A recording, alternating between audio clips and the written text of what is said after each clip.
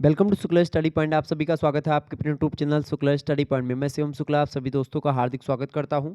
आप लोग लगातार कमेंट कर रहे थे कि सर जी कानपुर विश्वविद्यालय का जो पेपर हुआ था CSJMU का, छत्रपति साहू जी महाराज का, BA 5th सेमेस्टर का, analytic ability and digital awareness वाला, तो उसके बारे मतलब उसका पेपर सॉल्व करवा दीजिए। को करिकुलर कोर्स तो BA BSc BCom BSc AG BSc home science सभी में जो को करिकुलर होता है 5th सेमेस्टर में आपका एनालिटिक एबिलिटी होता है एंड डिजिटल अवेयरनेस।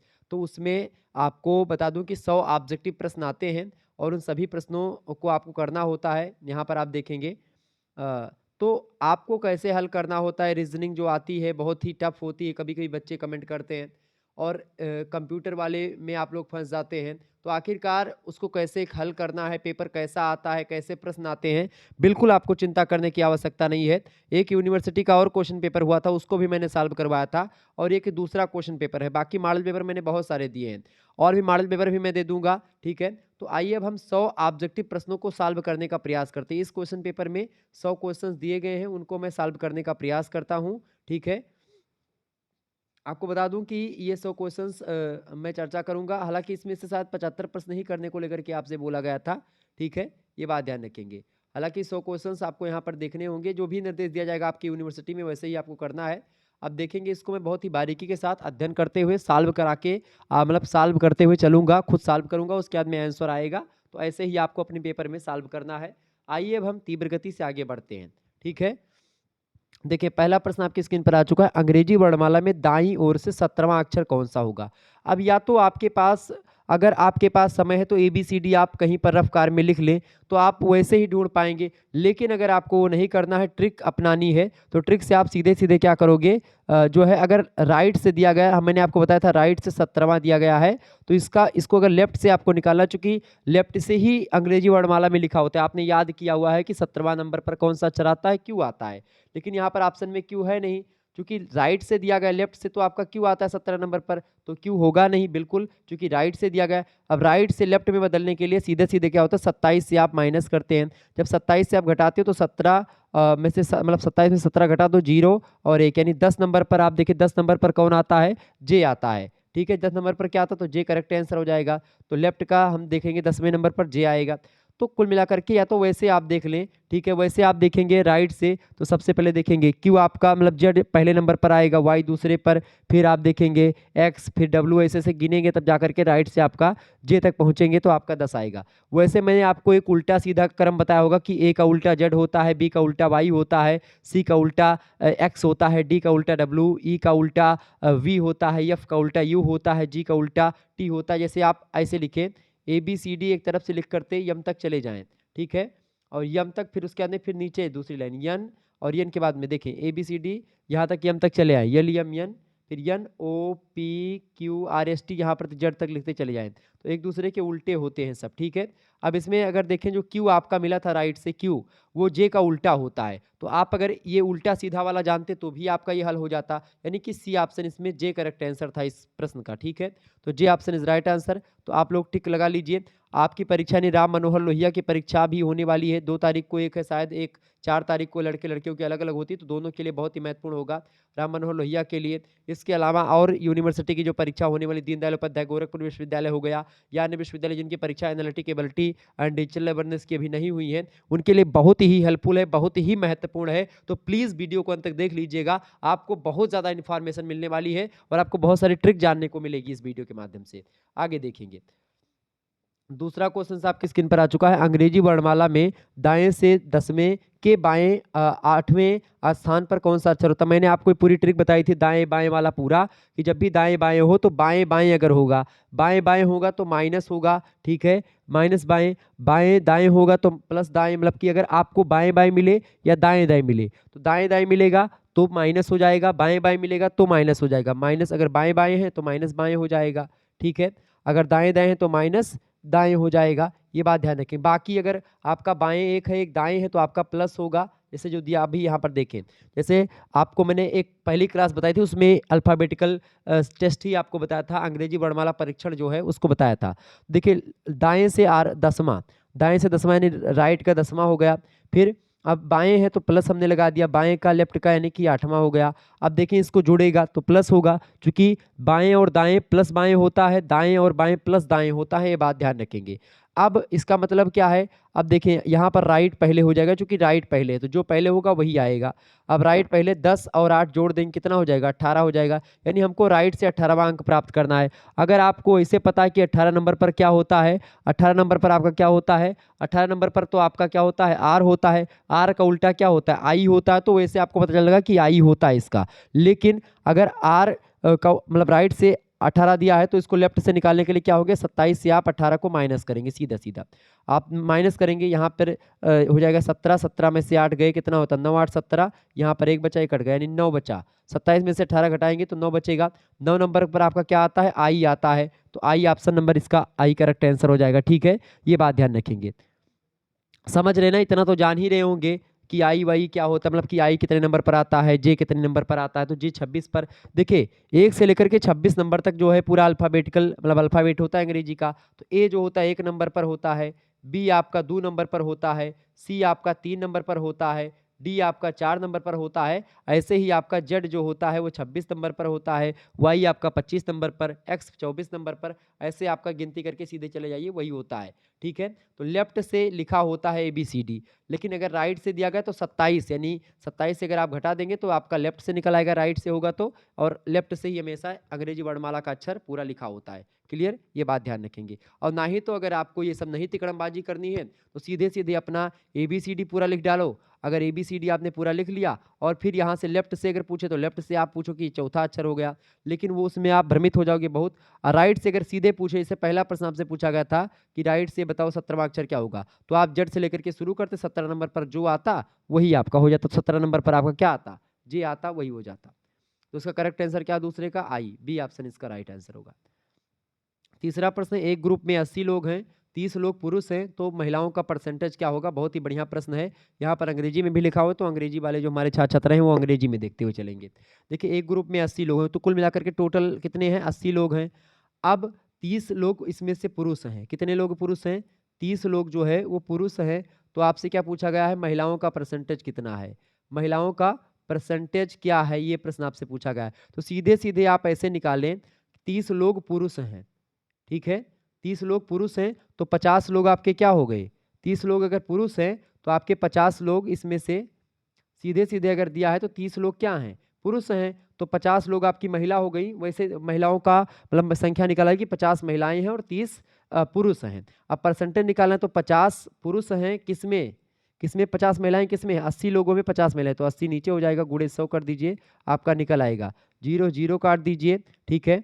और उसके बाद में यहाँ पर आपका हो जाएगा 4, यहाँ पर हो जाएगा 5, यानी 2 से काटेंगे तो, और 5 पचाम 25, यानी कितना हो जाएगा ये, 50 25 के क्या हो जाएगा, 250 हो जाएगा। क्लियर, 50 25 250, और कुछ 4 से आप काटें तो 4 से काटेंगे कितना हो जाएगा, 4 एकम 4 4 4 छक 24, 4 छके 24 हो जाएगा। ठीक है, और आपका एक बचेगा, 4 दूना 8 हो जाएगा। ठीक है, समझ रहे हैं ना, 4 दूना 8 हो जाएगा, पॉइंट यहाँ पर रखें। उसके बाद में क्या हो जाएगा, 4 दूना 8, 2 बचेगा, फिर 4 पंचे 20, यानी कि 62.5 आपका करेक्ट आंसर होगा। तो 62.5 आपका इसका करेक्ट आंसर क्या हो जाएगा, सी ऑप्शन इसका बिल्कुल करेक्ट आंसर है, 62.5। अच्छा, इसका दूसरे तरीके से भी आ सकता था। वैसे आप देखें, अगर यहाँ पर परसेंटेज नहीं दिया है, लोग दिया है, ये बात ध्यान रखेंगे। तो ऐसे 30 लोग अगर जो है पुरुष हैं, तो महिलाएं आपकी जाहिर सी बात है 50 लोग कुल मिलाकर के हैं ग्रुप में, 30 पुरुष हैं, तो आपकी 50 महिलाएं हो ही जाएंगी, जाहिर सी बात है 50-30 होता है। तो अगर आप परसेंटेज निकालेंगे तो ऐसे निकल आएगा। तो 50 का परसेंटेज किस पे निकालेंगे, 80 पे निकालेंगे। आप ऐसे भी निकाल सकते हैं। तो ये आपका हो जाएगा सी ऑप्शन 62 वाला। अगला क्वेश्चन से, यदि 5 संख्याओं का औसत, औसत का मतलब क्या होता है, देखिए 5 संख्याओं का औसत कितना है, 30 है। 5 संख्याओं का औसत 30 है, तो योग कितना होगा 5 संख्याओं का, 5 या 15, यानी कि 150 कुल मिलाकर के योग आएगा। पांचों संख्याओं का योग कितना आएगा, 150। प्रश्न क्या कह रहा है कि 3 संख्याओं का योग 100 है, दिया गया है कि 3 संख्याओं का योग 100 है, तो अन्य 2 संख्याओं का औसत क्या होगा, प्रश्न ये पूछा गया। तो 5 संख्याओं का औसत कितना है, 5 संख्याओं का औसत होता है 30, यानी कि जो है 30-30 रुपए 5 व्यक्तियों में बटा हुआ है। ऐसे मान लीजिए 30-30 रुपए 5 व्यक्तियों में बटा हुआ है, तो कुल मिलाकर कितने रुपए हैं, 5 या 15, 150 रुपए होंगे। 150 रुपए हैं, तभी तो 30-30 रुपए 5 व्यक्तियों में बटेंगे। ठीक है बिल्कुल, तो 150 रुपये है। अब 3 व्यक्तियों में 100-100 रुपये बटे हुए, यानी 3 संख्याओं का योग कितना है? तो 3 संख्याओं का योग आपका 100 रुपये है। तो बाकी 2 संख्याओं का योग, मतलब कि 2 लोगों का योग क्या होगा? 2 संख्याओं का औसत आपसे पूछा गया है। देखिए, अब 100 तो निकल गया 3 में, तो आपका कितना बचा? 50 बचा, तो 50 यहाँ पर रखेंगे, यानी 50 रुपये 2 व्यक्तियों में बँटने हैं। अब 2 व्यक्तियों में देखिए, equal distribution is called average. बराबर-बराबर भागों में बाँटना ही औसत कहलाता है, एवरेज कहलाता है। यानी 50 रुपया है, 2 लोगों में बराबर-बराबर एकदम से बाँटना है। कितना बाँटोगे? 25-25 रुपया बाँटोगे ना, तो 25-25 इसका औसत हो जाएगा। आपसे पूछेगा 25-25 का औसत बताओ, तो क्या बताओगे? तो औसत का सूत्र क्या होता है? संख्याओं का कुल संख्याओं का योग बटे कुल संख्या। अब कुल संख्याओं का योग मतलब कि कितनी संख्याएं? 2 संख्याएं हैं, तो 25-25 50 हो गई। कुल संख्या कितनी है? 2 है, 2 से भाग दे दो। 2 दूना 4 और 2 पंचे 10, यानी 25 आपका आ जाएगा। तो इसका उत्तर क्या होगा? 25। करेक्ट आंसर क्या होगा? बी ऑप्शन इसका। नेक्स्ट क्वेश्चन आपकी स्क्रीन पर आ चुका है, 5वां नंबर देखेंगे। 5वां प्रश्न है, श्रृंखला 1, 6, 13, 12, 22, 33 में अगला पद कौन सा होगा? बढ़िया प्रश्न है आपकी परीक्षा की दृष्टि से, इसको सॉल्व करें। देखिए, इसके बीच में कितना अंतर है? 5 और 6 के बीच में, मतलब 1 और 6 के बीच में 5 का अंतर, 6 और 13 के बीच में 7 का अंतर, 13 और 22 के बीच में कितना अंतर है भाई? आपका 9 का अंतर, 13, 9, 22। और 22 और 13 के बीच में कितना अंतर है? 22 और 33 के बीच में कितना अंतर है? आपका 11 का अंतर है। समझ रहे हैं ना? यानी कि यहाँ पर 5, 2, 7, 7, 2, 9, 9, 2, 11 और 11, 2, 13 यहाँ पर होगा, यानी 13 इसमें आपका जोड़ा जाएगा 33 में। तो 33 में आप अगर 13 जोड़ दोगे, यानी इसमें विषम संख्याएं जोड़ी जा रही हैं, तो विषम संख्याएं जोड़ेंगे, 13 होगा, 13 जोड़ेंगे, 3, 3, 6 और 3 और 1, 4, यानी 46 ऑप्शन में अगर दिया होगा तो करेक्ट आंसर 46 हो जाएगा। 46 ऑप्शन नंबर इसका बी करेक्ट आंसर है। तो ऐसे ही परीक्षा में आपके प्रश्न आएंगे, ध्यान रखेंगे, इन प्रश्नों को हल करने का तरीका आप जान लो। आगे देखिएगा अगला क्वेश्चन। छठा प्रश्न आपके स्क्रीन पर आ चुका है, देखेंगे। श्रृंखला ABD CDF EFH GHJ, इसके बाद में अगला पद क्या होगा? आप देखें यहाँ पर सिंपल आपका दिया गया है, बहुत सरल है। ऐसे देखें, AB एक साथ आया है, पहले देखिए AB, फिर उसके बाद में C को छोड़ करके D लिख दिया गया है। तो AB और D लिख दिया गया एक को छोड़ करके, ऐसे। फिर C, यहाँ से B के बाद में C उठाया, C D और D के बाद में क्या आता है? E आता है, E को छोड़ दिया गया, F लिख दिया गया। ऐसे यहाँ पर देखें EF आता है और EF के बाद में क्या आता है? G आता है, G को छोड़ दिया गया, H लिख दिया गया। तो G मतलब EFH, ठीक है। क्या आता है? देखें यहाँ पर, देखें EF और के बाद में G आता है, लेकिन G नहीं, H लिख दिया गया, G उसके बाद H आता है। तो एक एक छोड़ करके यहाँ पर एक छोड़ दिया गया, एक छोड़ दिया गया, ऐसे लिखा गया। ऐसे GH में आप देखेंगे GHI होता है, लेकिन GH मतलब GHI लिख के स्थान पर J लिख दिया गया। तो इसके बाद में क्या लिखा जाएगा? इनमें से देखो, यहाँ पर लिखा गया। अब यहाँ पर सीधे सीधे आप देखो, यहाँ पर क्या लिखा जाएगा? GH। अब H के बाद में कौन सा अक्षर आता है? सबसे पहले ये देखो, H के बाद में कौन सा अक्षर आता है? I आता है ना। देखिए यहाँ पर B के बाद में C, C के बाद में फिर E, मतलब देखो D के बाद में आता है आपका E, तो इसी प्रकार से F के बाद में H। तो इसके बाद में H के बाद में कौन सा अक्षर लिखा जाएगा? यही आपसे पूछा गया है, ठीक है। क्लियर समझ रहे हैं ना? यानी AB CD EF GH, तो अगला क्या होगा? IJ तो पहले हो जाएगा। अब J के बाद में एक अक्षर छोड़ दो आप, J के बाद में कौन सा अक्षर आता है? K को आप छोड़ दो, बचेगा कौन सा आपका? L। IJL कहीं पर है, बिल्कुल C में दिया, करेक्ट आंसर हो जाएगा IJL। क्लियर? आगे देखिएगा, ऐसे इसको हल किया जाता है। 7वां प्रश्न, B A का भाई है, B C की पुत्री है, A D का पिता है और C D से किस प्रकार से संबंधित है? बहुत ही बढ़िया प्रश्न है, ब्लड रिलेशन का है, मैंने आपको इसको समझाया था, समझे। अब देखिए, भाई की जब भी बात होती है तो हम ऐसे करेंगे, B D का भाई है, सॉरी B A का भाई है। A का भाई कौन है? B है, यानी A यहाँ पर है। और कौन भाई है? B का भाई है। A B का भाई है, B का भाई A है, B का भाई A है, यानी कि ए जो है ये भाई है, यानी पुरुष है। क्लियर हो गया। तो बी यहाँ पर मैंने रख दिया, क्योंकि बी का भाई है। बी लड़की भी हो सकती है, नहीं बहन भी हो सकती है और भाई भी हो सकता है। अब देखिए आगे कह रहा है कि बी जो है उसी की पुत्री है, यानी कोई सी है उसी की पुत्री है। सी की पुत्री, अब सी नहीं पता कौन है, ठीक है। सी की पुत्री कौन है? बी है, तो सी की पुत्री है बी, ठीक है, यानी कि बी बहन है ए की। क्लियर हो गया। और ए के पिता डी है, ए के पिता कौन है? डी है, यानी कि सी ऑटोमेटिक माता हो जाएंगी। तो सी माता हो गई, पिता कौन हो गए?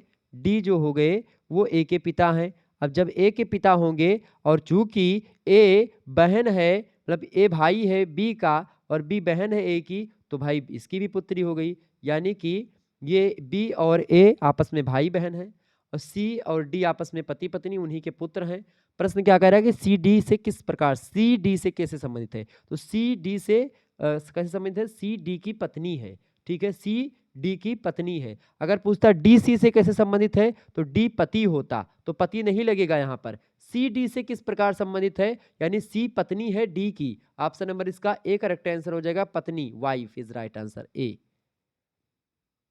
आगे देखेंगे अगला क्वेश्चन से 8वां नंबर प्रश्न आपकी स्क्रीन पर आ चुका है। बी क्यू का पिता है, बी के केवल 2 बच्चे हैं, क्यू आर का भाई है, आर पी की बेटी है, ए पी की नवासी है। नवासी माने होता है मतलब जैसे नानी टाइप की जो लड़की होती है, मतलब वो, मतलब कि नवासी मतलब सीधा सीधा होता है कि नातिन, ठीक है, यानी कि ग्रैंड मदर है, ठीक है, वो समझे ऐसे उनकी। यस ए का पिता है और यस क्यू का क्या संबंध है बताएं। अब देखिए थोड़ा लंबा पड़ेगा लेकिन समझाता हूँ। बी क्यू का पिता है, क्यू का पिता कौन है, बी है, यानी कोई क्यू है, उसी का पिता कौन है, बी है।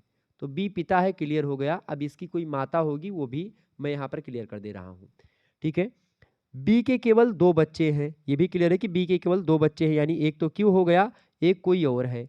तो और क्यू आर का भाई है, क्यू कौन है, भाई है किसका, आर का, यानी आर, ये देखें अभी आर नहीं पता है क्या है, लेकिन आर का भाई क्यू है, क्लियर है। और बी के केवल 2 ही बच्चे हैं, क्यू और एक आर, ठीक है। आर पी की बेटी है, आर बेटी है किसकी, पी की बेटी है। अब चूंकि पी, आर किसकी बेटी है, पी की, तो भाई पी कहाँ पर भरा जाएगा, पी यहाँ पर, यानी पी पत्नी है किसकी, बी की, क्लियर हो गया। यानी बी और पी पति पत्नी है, उन्हीं के 2 बच्चे हैं, क्यू और आर, क्लियर हो गया। ए पी की नवासी है, ए पी की नवासी है, पी की नवासी कौन है, ए है, यानी नवासी का मतलब होगा क्यू का लड़का नहीं, क्यू का लड़का नहीं होगा, आर की बिटिया या आर की बिटिया होगी, ठीक है। तो आर की बिटिया मतलब ए पी की नवासी है, यानी कि ए यहाँ पर हो जाएगी, और पी की नवासी है, यानी कि नवासी मतलब नातिन टाइप की, तो आर की पुत्री है, और आर का कोई हस्बैंड होगा तो वो होगा। अब देखें कह रहा कि यस ए का पिता है, यस जो है ए का पिता है, यानी कि यस ए का पिता है, यस यहाँ पर हो जाएगा, यस क्या है, ए का पिता है, तो ए का पिता यानी कि यहाँ पर तो होगा नहीं यस, क्योंकि क्यू पुत्र है बी का। अब जब पी पुत्र है तो इसकी पत्नी कोई होगी, तो पत्नी का नहीं दिया गया, पिता, यानी ए का पिता कौन है, यस है, ठीक है। और यस का शादी किससे, आर से हो गई, ऑटोमेटिक क्लियर हो गया। अब आगे क्या कह रहा है, यस और क्यू का क्या संबंध है, यस का और क्यू का क्या संबंध है। अब देखिए क्यू जो है, क्यू का बहनोई है ये, यानी आप मान लीजिए कि आपके फूफा जो हैं आपके पापा के क्या लगते हैं, बहनोई, तो वही समझ लें यहाँ पर। ये मान लेते हैं कि आपके पिताजी हैं, आपके पिताजी की सिस्टर है आर, आर की शादी यानी कि आपके बुआ जी की शादी आपके फूफा जी से हुई होगी, तो आपके फूफा जी आपके पिताजी के क्या लगते हैं, बहनोई लगते हैं ना, बिल्कुल बहनोई ही करेक्ट आंसर हो जाएगा आपका, बी ऑप्शन। आपके मतलब कि मतलब वह आपको मतलब कोई भी मान लो तो बहनोई होगा, करेक्ट आंसर डी ऑप्शन इसका। 9वां नंबर क्वेश्चन आपकी स्क्रीन पर आ चुका है। यदि किसी कूट भाषा में मास्टर को सम्राट मतलब कि yes M R E T लिखा जाए, उसी कूट भाषा में कैरेट को क्या लिखा जाएगा, ये देखिए। अब बड़ा सरल है ये, वैसे तो आप चाहो तो इसका नंबरिंग कर लो, बहुत कठिन हो जाएगा वैसा, लेकिन नंबरिंग अपन को नहीं करना है। करना क्या है बाबू, करना ये है कि देखो मास्टर लिखा है, अब देखो मैं ऐसे लिख दे रहा हूँ, M A S T E R, master, और लिखा क्या जा रहा है इसको, यस ए यम, ठीक है, आर ई टी, ये लिखा जा रहा है ना।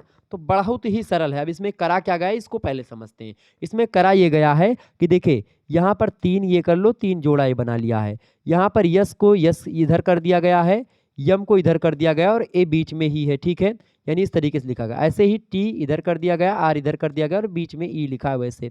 तो ऐसे ही हम लोगों को भी करना है। करना क्या है कि देखिए सी ए आर में हमको क्या करना है, आर ए सी कर देना है, और आर ओ टी को हमको क्या कर देना है, टी ओ आर कर देना है। अब रेक्टोर कहीं पर लिखा हुआ मिले, R A C T O R, R A C T O R, R A C T O R, R A C T O R, C में दिया, करेक्ट आंसर हो जाएगा सी ऑप्शन, ठीक है, रेक्टोर। नेक्स्ट क्वेश्चन आपकी screen पर आ चुका है। प्रश्न देखेंगे, 10वां प्रश्न है, यदि किसी कूट भाषा में रॉन्ग को ग्रो लिखा गया। अब देखिए रॉन्ग को सीधे सीधे क्या लिखा गया है, W R O N G. अब इसको सीधे सीधे करो कि कैसा लिखा गया है, G N O R W, क्या लिखा गया, ये लिखा गया। अब देखिए सीधा उल्टा, जी सीधा, देखिए उल्टा कर दिया गया सीधा, जी GNORW, ये देखिए GNORW, फिर N, फिर O, फिर R, फिर W, यानी कि उल्टा सीधा कर दिया गया। ठीक है, क्या कर दिया गया? सीधा उल्टा कर दिया गया। सीधा उल्टा मतलब ये नहीं सीधा उल्टा गलत निकल रहा है, मतलब उल्टा लिख दिया गया सीधा सीधा। ठीक है, फिर सीधा निकल गया, वो सीधा टाइटल है मेरा बोलने का, उसको मत समझिएगा। जैसे रांग को उल्टा लिख दिया गया, जैसे जी देखिए यहाँ पर डब्लू है, डब्लू यहाँ पर लास्ट में कर दिया गया। ठीक है, इसके बाद में आर ये है, आर उसके बाद में कर दिया गया, तो ऐसे इसको उल्टा कर दिया गया है। अब इसको भी हम उल्टा कर देंगे, यानी कि जहाँ पर आर लिखा है वहाँ पर हम क्या कर देंगे, पहले टी लिख देंगे, फिर जहाँ पर आई है वहाँ पर हम एच कर देंगे। ठीक है, फिर जी लिख देंगे, फिर आई लिख देंगे और फिर आर लिख देंगे, तो क्या हो जाएगा आपका THGIR। THGIR option number C में दिया, करेक्ट आंसर हो जाएगा यही। तो इस तरीके से आप हल कर पा रहे हैं। आगे देखिए, ये प्रश्न निम्नलिखित में से कौन सी अभिव्यक्ति सत्य है यदि अभिव्यक्ति अतना तना तना को पूर्णता सत्य है। ये मतलब लिखा है R is greater than O is equal to A, is A greater than S, या A लेस देन S, या S ग्रेटर देन T। यानी आपसे कह रहा है कि यहाँ पर इसका मतलब कि R जो है O से बड़ा है, O A के बराबर है, A जो है S से भी बड़ा है। ठीक है, मतलब A जो है S से बड़ा है। अब जब देखें A अगर बड़ा है यस से, भैया यस से कौन बड़ा है? A बड़ा है, O के बराबर है और O से बड़ा R है। अब यहाँ पर देखें R जो है इनमें से सबसे बड़ा मान सकते हैं आप, चूंकि लेकिन अभी नहीं मान सकते R सबसे बड़ा, क्योंकि यहाँ पर देखेंगे यस जो है वो A से जरूर छोटा है, लेकिन यस से बड़ा T है। अब यस से बड़ा T है, अब ये जरूरी नहीं कि T A से छोटा या बड़ा है, ये T का कन्फर्म नहीं है। तो यहाँ पर ऑप्शन क्या होगा? सबसे देखिए OT, क्या ये संबंधित है? बिल्कुल नहीं। एक मिनट देखें, तो ये देखें O और T का कोई कॉम्बिनेशन, देखिए O आपका T से कोई कॉम्बिनेशन नहीं, O T से आपका ये नहीं बता सकती आप, ये गलत है। देखिए यस और आर में अगर हम देखें तो यस आर क्या होता है, देखिए यस बड़ा है आर से। देखिए यस जो है, देखिए चूंकि यस जो है ए से भी छोटा है और ए ओ के बराबर है, और जो आर है वो ओ से भी बड़ा है, यानी अगर देखें आर अगर ओ से बड़ा है, ओ ए के बराबर है, यानी कि आर इज ग्रेटर देन ए लिख सकते हैं कि नहीं लिख सकते हैं? और फिर ए इज ग्रेटर देन मतलब यस, यानी कि ए बड़ा है यस से और ए मतलब आर बड़ा है ए से। अब यहाँ पर क्या कहा है? यस बड़ा है आर से। क्या यस आर से बड़ा है? मतलब यस आर से मतलब आर यस से बड़ा है? बिल्कुल बड़ा है आर यस से। ठीक है, आर बड़ा है यस से, चूंकि ये वही छोटा, तो यहाँ पर अगर हम काट दें तो आर इज ग्रेटर देन मतलब यस यस लिख सकते हैं, R is less than S, बिल्कुल। तो यहाँ पर आर या चाहे ऐसे लिखो चाहे आर करके मतलब S is greater than R लिख दो, बिल्कुल ठीक है। तो ये बी ऑप्शन बिल्कुल मिल रहा है, करेक्ट आंसर हो जाएगा बी ऑप्शन। आगे देखेंगे 12वां क्वेश्चन से इसी प्रकार से यहाँ पर भी है वही, तो इसका करेक्ट आंसर क्या हो जाएगा? यहाँ पर इसके ऑप्शन पर क्या भरा जाएगा? इसकी जगह पर आपका भरा जाएगा, मैं आपको अगर समझाऊं तो ऐसे ही इसमें भी समझाना है, वही ग्रेटर देन लेस देन का पूरा खेल चल रहा है। अब यहाँ पर सीधे सीधे देखें, P जो है A से बड़ा है और T यल के बराबर भी है और यल से छोटा भी है, समझ रहे हैं T। तो अब देखें यहाँ पर P L से बड़ा है यहाँ पर, ठीक है, यल से P बड़ा है, बिल्कुल ठीक है, P बड़ा है। अब यहाँ पर कह रहा है कि P जो है वो A से बड़ा है। अब अगर P A से बड़ा है तो यहाँ पर कौन सा भरा जाएगा? यहाँ पर कौन सा भरा जाएगा भैया? डी वाला भरा जाएगा, क्योंकि यहाँ पर A को बड़ा भी दिखाना है P से और बराबर भी हो सकता है यल के। क्लियर? तो ये ऑप्शन नंबर इसका डी करेक्ट आंसर हो जाएगा। आगे देखिएगा 13वां क्वेश्चन आपकी स्क्रीन पर आ चुका है। वह आरेख चुनिए जो नीचे दिए गए वर्गों के बीच संबंध का सही निरूपण करता है। पक्षी, तोता और चमगादड़। पक्षी देखें, पक्षी, तोता और चमगादड़ का कौन सा बनेगा भाई? बताएं, फटाफट से आप बताने का प्रयास करेंगे, इंपॉर्टेंट प्रश्न है आपकी परीक्षा की दृष्टि से।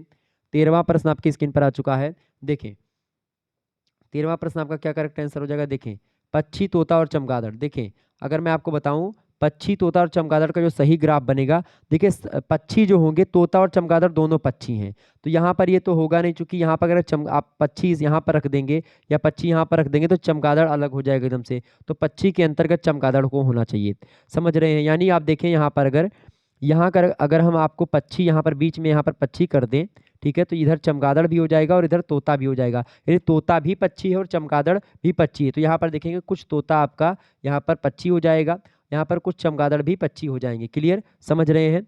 यानी कि ये बात क्लियर होगी कि भाई चमगादड़ यानी सारे पक्षी आपके चमगादड़ तो होंगे नहीं, कुछ ही पक्षी चमगादड़ होंगे, ठीक है, कुछ पक्षी तोता होंगे, बाकी और भी पक्षी की प्रजातियां हैं। तो ऑप्शन नंबर इसका डी वाला जो पोर्शन है वो करेक्ट आंसर हो जाएगा। डी जो सिंबल है, चरित्र मतलब ये है चित्र, वो सही है, डी ऑप्शन इसका। अगला क्वेश्चन आपकी स्क्रीन पर आ चुका है, फटाफट से आप देखेंगे। वह आरेख चुनिए जो दिए गए वर्गों के बीच सही संबंध निरूपण करता है। पुरुष पिता और एडवोकेट। पुरुष पिता और एडवोकेट की अगर बात की जाए, सीधे सीधे इसे समझें तो पुरुष पिता और एडवोकेट की अगर बात करें हम, तो इसको कैसे समझ सकते हैं? इसको ऐसे समझें कि पुरुष और पिता और एडवोकेट, अगर इसकी बात हम करें तो सीधे सीधे इसमें देखें, अगर पुरुष, अगर मान लेते हैं सारे के सारे पुरुष जो होते हैं वो पिता होते हैं, बिल्कुल ठीक बात है। ये देखिए, तो ये वाला ऑप्शन जो इसका बनना, देखिए ये मान लेते हैं अगर ये आपका पिता है, ठीक है, ये पिता मान लेते हैं हम, ठीक है, और ये मान लेते हैं कि ये पुरुष है, बड़ा वाला कॉलम ये पुरुष है, ठीक है, ये पुरुष है। तो यहाँ पर ये ऑप्शन जो है बिल्कुल ठीक है। यहाँ पर देखो, कुछ पिता आपके एडवोकेट भी हो जाएंगे, ये एडवोकेट आप मान लो, एडवोकेट, एडवोकेट, ठीक है, तो इसको आप एडवोकेट मान लें। तो कुछ पिता एडवोकेट भी हो सकते हैं, और सारे के सारे पिता तो पुरुष ही होते हैं, क्लियर है। तो ये क्लियर होगा कि सारे पिता जो हैं वो पुरुष हैं, पुरुष वाला बड़ा कॉलम हो गया। और मतलब अधिकतर जो आप देखेंगे ये पुरुष, तो भाई बहुत सारे एडवोकेट पुरुष होते हैं और बहुत सारी महिला होती हैं, तो इधर वाला आपका छोड़ दिया मैंने, इसीलिए कुछ पुरुष एडवोकेट भी होते हैं या अधिकतर पुरुष एडवोकेट होते हैं, फिर महिलाओं के लिए कॉलम छूट गया। अगर यहाँ पर देखेंगे तो फिर ये गड़बड़ हो जाएगा, क्लियर। तो सारे के सारे पुरुष पिता होते तो ये बात और कहीं पर नहीं दिखती। सारे के सारे एडवोकेट तो आपके होंगे नहीं पुरुष, सारे के सारे एडवोकेट पुरुष नहीं होंगे, महिला भी एडवोकेट होती है। तो ये तीनों आपका ऊपर गलत है, option number D correct answer होगा इसका, D option is right answer. Next question आपकी स्क्रीन पर आ चुका है, फटाफट से आप देखेंगे। बहुत ही बढ़िया प्रश्न है, सीटिंग अरेंजमेंट से प्रश्न पूछा गया है। 5 व्यक्ति P Q R S T एक पंक्ति में बैठे हैं। टी आर के ठीक दाएं बैठा है, यस क्यू के ठीक बाएं बैठा है, क्यू किसी अंतिम बिंदु पर बैठा है, आर एस के बाएं तीसरा है, पी के ठीक बाएं कौन है, बताएं। अब देखिए, मान लेते हैं एक पंक्ति है, उस पर कितने लोग बैठे हैं? 5 लोग बैठे हैं। मैं इसको ऐसे बना दे रहा हूँ। अब कोई पंक्ति है, 5 लोग बैठे हैं, अब इसको ऐसे समझें, बहुत ही बारीकी के साथ समझने का प्रयास करेंगे। इसका उत्तर क्या होगा, इसको उत्तर पर ध्यान मत दीजिए, अभी सीधे से समझें कि पंक्ति में कैसे बैठेंगे P Q R S T, ठीक है। देखिए, अगर मैं आपको बताऊं, देखिए पी अगर बात की जाए, यहाँ पर देखिए क्या कहा गया है कि टी और टी आर के ठीक दाएं बैठा है। अब मान लेते हैं टी बता दूं, टी आपका ठीक, देखिए यहाँ पर अगर टी है, टी आर के ठीक दाएं बैठा है, तो आर यहाँ पर होगा आर के ठीक दाएं, टी होगा, बिल्कुल ठीक है। अभी मैं ऊपर दिख दे रहा हूँ। यस क्यू के ठीक बाएं बैठा है, कोई यस है वो क्यू के ठीक दाएं बैठा है, यस जो है वो क्यू के ठीक दाएं बैठा है, तो क्यू के ठीक दाएं यस हो गया, यहाँ पर भी ठीक है। आगे कह रहा है क्यू अंतिम बिंदु पर बैठा है। अब क्यू अंतिम बिंदु पर बैठा है तो एक क्लियर होगा कि क्यू अंतिम बिंदु पर बैठा है, और क्यू अगर यहाँ पर बैठाएंगे तो यस उसके दाहिनी तरफ नहीं होगा, तो यानी क्यू हमको यहाँ पर बैठाना है, तो क्यू आपका यहाँ पर बैठा दिया, तो यस आपका ऑटोमेटिक यहाँ पर बैठ गया, तो यस यहाँ पर होगा। चूंकि क्यू जो है, क्या कहा गया कि यस क्यू के ठीक दाएं बैठा है, तो क्यू के ठीक दाएं यस बैठा है, बिल्कुल ठीक बात है। आगे कह रहा है कि आर यस के बाएं तीसरा है, आर जो है यस के बाएं तीसरा है, यस के बाएं तीसरा, यस का बाएं इधर होगा, यानी 1 2 3। अब आर यहाँ पर बैठा है, यस के बाएं तीसरा बैठा है, तो टी आपका यही इसके बगल में ठीक बाएं बैठा है, क्लियर हो जाएगा। टी आर के ठीक बाएं बैठा है, टी आर के ठीक, टी आर के ठीक दाएं बैठा है, टी आर के ठीक दाएं बैठा है, बिल्कुल टी आर के ठीक दाएं बैठा है, बिल्कुल ठीक बात है। अब बच कौन आपका रहा है? पी बच रहा है ना, P Q R S T है, तो पी बच रहा है, तो पी आपका यहाँ पर बैठ जाएगा। अब आपसे कह रहा है कि पी के ठीक बाएं कौन बैठा है, तो पी के ठीक बायां कौन होगा? पी का ठीक बायां ये होगा टी, तो टी बैठा है, ऑप्शन नंबर सी में दिया, टी करेक्ट आंसर हो जाएगा। तो यहाँ से और प्रश्न पूछ सकता था कि भाई पी के दाएं कौन बैठा है, तो आप बताएंगे यस, और दाएं बाएं छोर पर कौन बैठा है, तो बताओगे आर बैठा है, दाएं छोर पर क्यू बैठा है। तो ऐसे तमाम प्रकार के प्रश्न आपसे बन सकते थे, लेकिन जो प्रश्न पूछा गया उसका करेक्ट आंसर है ऑप्शन नंबर सी, बिल्कुल करेक्ट आंसर होगा आपका।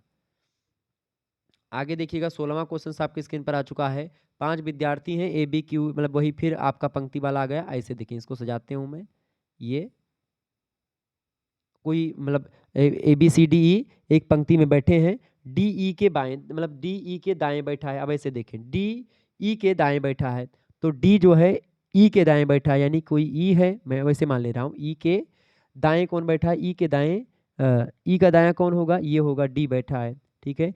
तो डी ई के दाएं बैठा है, डी जो है ई के दाएं बैठा है, बिल्कुल ठीक बैठा है। बी जो है ई के बाएं बैठा है, बी ई के बाएं बैठा है, यानी ई के बाएं कौन बैठा है? बी बैठा है, बिल्कुल मैंने बैठा दिया। लेकिन ए के दाएं बैठा है, ए के दाएं बैठा है, यानी कि ए यहाँ पर अगर मैंने बैठा दिया तो ए के दाएं बी बैठा है, बिल्कुल ठीक है। बी जो है ई के बाएं बैठा है, ई के बाएं बैठा है, लेकिन ए के दाएं बैठा है, ए के दाएं बैठा बिल्कुल है। डी सी के बाईं ओर है, डी जो है सी के बाईं ओर है, डी सी के बाईं ओर है। क्या कह रहा है? डी जो है सी के बाईं ओर है, यानी कि सी के बाईं ओर डी है, बिल्कुल ठीक है, ये भी मैंने बैठा दिया। यानी सीधे सीधे आप ऐसे जोड़ लें, ए यहाँ पर बैठ जाएगा, बी यहाँ पर, ई यहाँ पर, डी यहाँ पर और सी यहाँ पर, बिल्कुल ठीक बैठ गए हैं। अब आपसे कह रहा है कि सबसे बाईं ओर कौन बैठा है? सबसे बाईं ओर कौन बैठा है भाई? ए बैठा है। सबसे दाईं ओर सी बैठा है आपका। तो आपसे पूछा प्रश्न क्या गया? सबसे बाईं ओर कौन बैठा है? तो सबसे बाईं ओर ए बैठा है अपना। Option number A correct answer हो जाएगा इसका। तो बड़े ही आसानी से आपका ये पेपर हल होता है, कोई दिक्कत की बात नहीं। कुछ प्रश्न आपके कठिन आते हैं। यहाँ पर देखेंगे, यहाँ पर प्रश्न ही नहीं दिख रहा, तो इसको कोई मतलब नहीं हल करने का, इसको हटा दें। ठीक है। अच्छा, इसका 17वें का जो करेक्ट आंसर होगा, इसमें क्लियर भी नहीं हो पा रहा है। अगर इसको अगर मान लेते हैं हम हल भी करना चाहें, तो इसमें थोड़ा सा बड़ा लफड़ा है, और इसको अगर हल करेंगे आप तो बड़ा समय लगेगा। मैंने इसको हल किया था, तो इस दिमाग पे नहीं आता उस समय। देखें, यहाँ पर कई ट्रिक हो सकती हैं। जैसे एक तो ट्रिक ये लगती है कि देखो 6 का हक 36, यानी अगर ऐसे देखें आप कि 6 का स्क्वायर करके, देखो 6 का स्क्वायर किया गया है, और इसमें से कितना घटा दिया? 6 का 36 माइनस 2, तो 34 आ गया। एक ये कि भाई 7 सता 49, 49 माइनस 3 कर दिया गया। ठीक है, 49 माइनस 3 आपका 46 आ गया। ऐसे ही 8 टाइम 64 अगर कर देंगे, और 64 में से अगर आप क्या घटाओगे, 64 में से अगर आप क्या घटाओगे 3, तो यहाँ से घटाया गया, तो यहाँ पर आप 4 घटाओगे तो भी आपका 64 में से 4 घटाओगे 60 ही आएगा, वो नहीं आएगा। तो ये आपका बिल्कुल गलत हो जाएगा। इसी तरीके से और भी तमाम प्रकार के ट्रिक अगर आप लगाएंगे इसमें, देखें, ठीक है, ट्रिक क्या लगाओगे आप? 12 से लगाओ, ठीक है, या और तमाम ट्रिक मैंने इसमें लगाया, मैंने इसको हल किया, लेकिन इसका फाइंड नहीं। 72 तो आंसर आ रहा है, लेकिन 70 में से अगर आप घटाएंगे तो होगा। उसको मैंने हल किया था, बहुत ही हल किया है, लेकिन इसमें थोड़ा सा शायद मेरे दिमाग में शायद नहीं आ पा रहा। बहुत सरल होते हैं ये प्रश्न, लेकिन कभी कभी क्या होता है कि आपके दिमाग से बाहर चले जाते हैं। ठीक है, तो ये आपका नहीं हो पाया। तो इसमें बहुत हल्की ट्रिक है, कोई ये नहीं कि, तो 34, 46 और 58, इनमें से अगर आप अंतर देखें, 34 और 46 का अंतर क्या है? तो 46 और 34 का अंतर क्या होगा? अंतर अगर देखें तो क्या 6, 6, 0 आपका हो जाएगा। 6 में से 4 गए, कितना हो जाएगा? 2। ठीक है, और 4 में से 3 गए 1, यानी कि 12 का अंतर इसमें आ रहा है। इसमें कितना का अंतर आएगा? देखें, इसमें अगर 24 का अंतर आ रहा है, 1 मिनट अगर देख लें हम, 58 में से अगर आप 46 घटाओगे, कितने का अंतर आ रहा है? 58 में से 46 हमने घटाया, तो 8 में से 6 गए 2, ठीक है, और 5 में से 1 गए, मतलब 5 में से 4 गए, कितना आ रहा है? 12। यानी 12, 12 का अंतर, 12 का अंतर इसमें, 12 का अंतर इसमें भी आ रहा है, तो 12 का अंतर जाहिर सी बात है इसमें भी आएगा। तो 58 में अगर आप 12 प्लस करोगे, कितना आएगा? 58 में 12 प्लस करिए, 8 और 2 10, हासिल 1, 5 और 1 6, 1 7, 70 आ रहा है, और 70 ऑप्शन में नहीं है।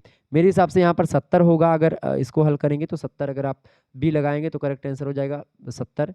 यहाँ पर लेकिन 72 लिखा गया, तो इसका थोड़ा सा यही देखना पड़ेगा, क्योंकि इन दोनों में अंतर आपको सेम दिख रहा है। ऐसे और चीज़ों को अगर आप करेंगे तो ऐसे ही आपको मिलेगा। यही सब हल करने का ट्रिक होता है। आगे बढ़ते हैं और प्रश्नों पर, इसको छोड़ देते हैं। अगला प्रश्न है फाइंडिंग द मिसिंग नंबर, लुप्त संख्या ज्ञात करें। अब देखिए इसको कितना सरल तरीके से आप हल कर सकते हैं। देखिए 5 या 15, और 15 और में 4 जोड़ दो 19 हो गया। और ऐसे ही यहाँ पर देखिए 6 चौके 24, 24 में 5 जोड़ दो 29 हो गया। ऐसे 7 पचे 45, 45 में 6 जोड़ दो, कितना हो जाएगा? 5 या 15, 4 19, ठीक है, 6 चौके 24, 24 5 29, ऐसे ही 7 पचे 35, 35 और 6 41, बिल्कुल ऑप्शन नंबर इसका बी करेक्ट आंसर हो जाएगा। ठीक है, B option is right answer. अगला क्वेश्चन आपकी स्क्रीन पर आ चुका, 19 नंबर क्वेश्चन आप देखेंगे। 19 नंबर प्रश्न आपकी स्क्रीन पर आ चुका है। ये भी प्रश्न आप देखेंगे थोड़ा सा। 19 नंबर प्रश्न, इसमें भी इसको भी छोड़ दें 1 मिनट के लिए। चलिए आगे बढ़ते हैं और प्रश्नों को हल करते हैं, फिर देखते हैं अभी बाद में इसको। अगला प्रश्न 20 नंबर प्रश्न है, सॉल्व द न्यूमेरिकल पजल, यानी गणितीय पहेली हल करें। अब इसमें देखें, ये पहेली जो है आपकी बड़ी सरल पहेली है, आपको देखने में थोड़ा कठिन लग रही है, लेकिन देखें इसमें शुरू के जो 6 6 हैं, 6 गुणे 6 यानी 6 36 करा गया है। ठीक है, और इसके बाद में 6 + 6 माइनस, यानी कि इसमें 6 + 6 12, 36 में से 12 घटाएंगे कितना आएगा? 24 आएगा। तो ये 24 लिख दिया गया है। तो ये किया गया, यानी कि दो जो दो हैं इसमें गुणा किया जा रहा है, और दो दो में, मतलब ऐसे देखें कि ये शुरुआत के जो 6 हैं 2 ठू, इसमें गुणा हो रहा है, और इसमें 2 में प्लस हो रहा है, और दोनों को माइनस कर दिया जा रहा है, घटा दिया जा रहा है। ठीक है, अब देखें जैसे 2 दूना 4 हो गया, और 2 दूना मतलब 2 और 2 कितना हो गया? 4 हो गया। 4 में से 4 घटाओ, कितना आ जाएगा? 0 आ जाएगा। बिल्कुल ठीक है। ऐसे ही यहाँ पर आप देखेंगे 4 चौको 16, 4 गुणे 4 यानी 16 आया। फिर 4 + 4 हमने किया, कितना हुआ, 4 + 4 8 हुआ। और 16 में से आप 8 घटाओगे कितना आ जाएगा, 8 आएगा, तो 8 यहाँ पर लिखा गया है।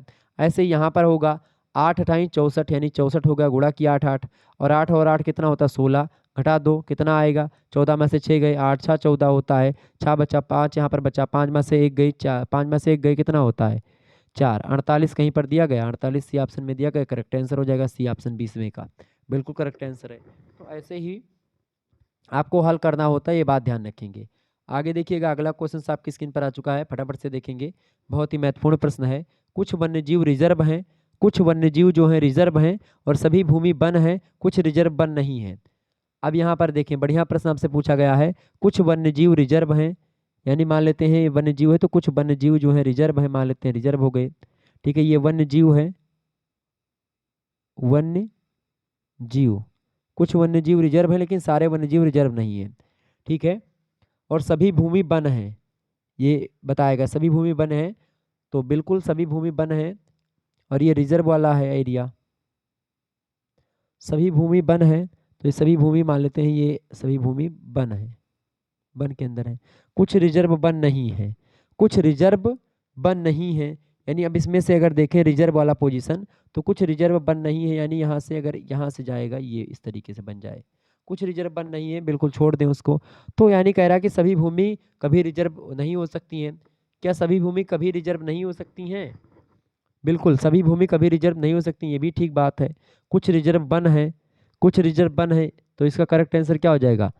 देखिए, इसमें दोनों अनुसरण करता है, ए और बी दोनों। कुछ रिजर्व वन है, बिल्कुल है। जब कुछ रिजर्व वन नहीं है तो कुछ रिजर्व वन भी होंगे ना, सारे रिजर्व थोड़ी ना बचे हैं। तो इसको बी करेक्ट आंसर हो जाएगा, दोनों अनुसरण करता है।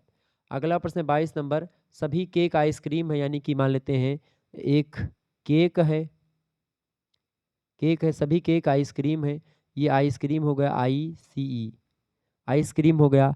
सभी आइसक्रीम टॉफी हैं, सभी आइसक्रीम आपके क्या हो गए, टॉफी हो गए, टॉफी हो गए। तो आपसे क्या कह रहा कि सभी केक टॉफी हैं, सभी केक टॉफी हैं क्या? बिल्कुल सभी केक टॉफी होंगे, चूंकि सभी आइसक्रीम ऑलरेडी वही हैं, तो सभी केक टॉफी भी हो जाएंगे, तो ऑप्शन नंबर ए करेक्ट है। सभी टॉफी आइसक्रीम है, सभी टॉफी आइसक्रीम नहीं है, कुछ टॉफी आइसक्रीम हो सकती थी, सभी टॉफी नहीं है, तो ऑप्शन एक केवल मैच करता है, तो केवल एक अनुसरण करता है, ऑप्शन नंबर इसका ए करेक्ट आंसर हो जाएगा, ओनली वन फॉलोज। तो इसका करेक्ट आंसर 22 का क्या हो जाएगा, ए ऑप्शन। नेक्स्ट क्वेश्चन आप देखेंगे, 23 नंबर प्रश्न आपकी स्क्रीन पर आ चुका है। देखिए 23 नंबर प्रश्न है, विकल्पों में से उस आकृति का चयन कीजिए जो प्रश्न चिन्ह को प्रतिस्थापित करती है। देखिए यहाँ पर आपको दिया गया है, अब यहाँ पर क्या भरा जाएगा यही आपसे कह रहा है। अब देखिए अगर यहाँ पर एक इसको काटें, अगर आप इसको एक एक को ऐसे काट लें तो आपको क्लियर हो जाएगा। अब मैं काट रहा हूँ, मान लेते हैं मैंने काटा इसको, तो यहाँ पर मुझे क्या मिला, एक त्रिभुज मिला। ऐसे देखें, इसको मैं आपको अच्छे तरीके से समझा दूँ, जैसे ये और ये। अब देखिए यहाँ पर क्या है, एक तरफ अगर इसको हम काट रहे हैं तो यहाँ पर एक तरफ ये दिया गया है, एक तरफ ये दिया गया है, दो लाइन आपको किनारे मिलनी चाहिए, बिल्कुल है। दो लाइन किनारे किसमें किसमें आपको दिख रही, और इसमें आप देखेंगे बीच में आपको दो लाइनें ऐसे दिखेंगी, दो लाइनें हैं और इस बीच में बूंदी है। अब ये जहाँ पर मिले आपका करेक्ट आंसर हो जाएगा। यहाँ पर देखें इसमें दूसरे वाले पॉइंट में बूंदी है, तो ये नहीं होगा। यहाँ पर इसमें बूंदी है, बिल्कुल ये तो ठीक लग रहा है। यहाँ पर भी ये नहीं होगा, इसमें बूंदी, यहाँ पर एक ही लाइन है, तो ये भी गलत हो गया। डी ऑप्शन इसका बिल्कुल करेक्ट है। अगर डी ऑप्शन में आप मिलाओगे तो देखें, या देखो दो लाइन है और एक बूंदी यहाँ पर अंतिम में है और एक एक यहाँ पर कटा हुआ है, इसको यहाँ पर रख देंगे तो पूरा कॉलम पूरा हो जाएगा। ऑप्शन नंबर इसका डी करेक्ट आंसर है। आगे देखिएगा, अगला क्वेश्चन से 24 नंबर प्रश्न आप देखेंगे। अब इसमें भी आपका जो आएगा, देखें यहाँ पर सबसे पहली बात, बहुत ही सरल तरीके से आपको पैटर्न पूरा करना है और घबराना बिल्कुल भी नहीं, बहुत ही आसान तरीके से। देखें अब यहाँ पर सबसे पहली बात, यहाँ पर दो ये काला हो गए हैं, तो एक यहाँ पर गोरा ये आएगा, यानी बूंदी वाला। तो डार्ट वाला सबसे पहले देखें, यहाँ पर तो ये दोनों ये लाइन वाले वैसे ही कट जाएंगे, क्लियर। लाइन वाले दो वैसे कट गए आपके, समझ में आया। अब यहाँ पर होगा क्या, यहाँ पर देखिए पत्ती आपकी आम जैसी, यहाँ पर पत्ती थोड़ा सा यहाँ से खाली है जगह, तो यहाँ पर ये वाला ऐसे कॉलम पूर्ति होनी चाहिए छू करके।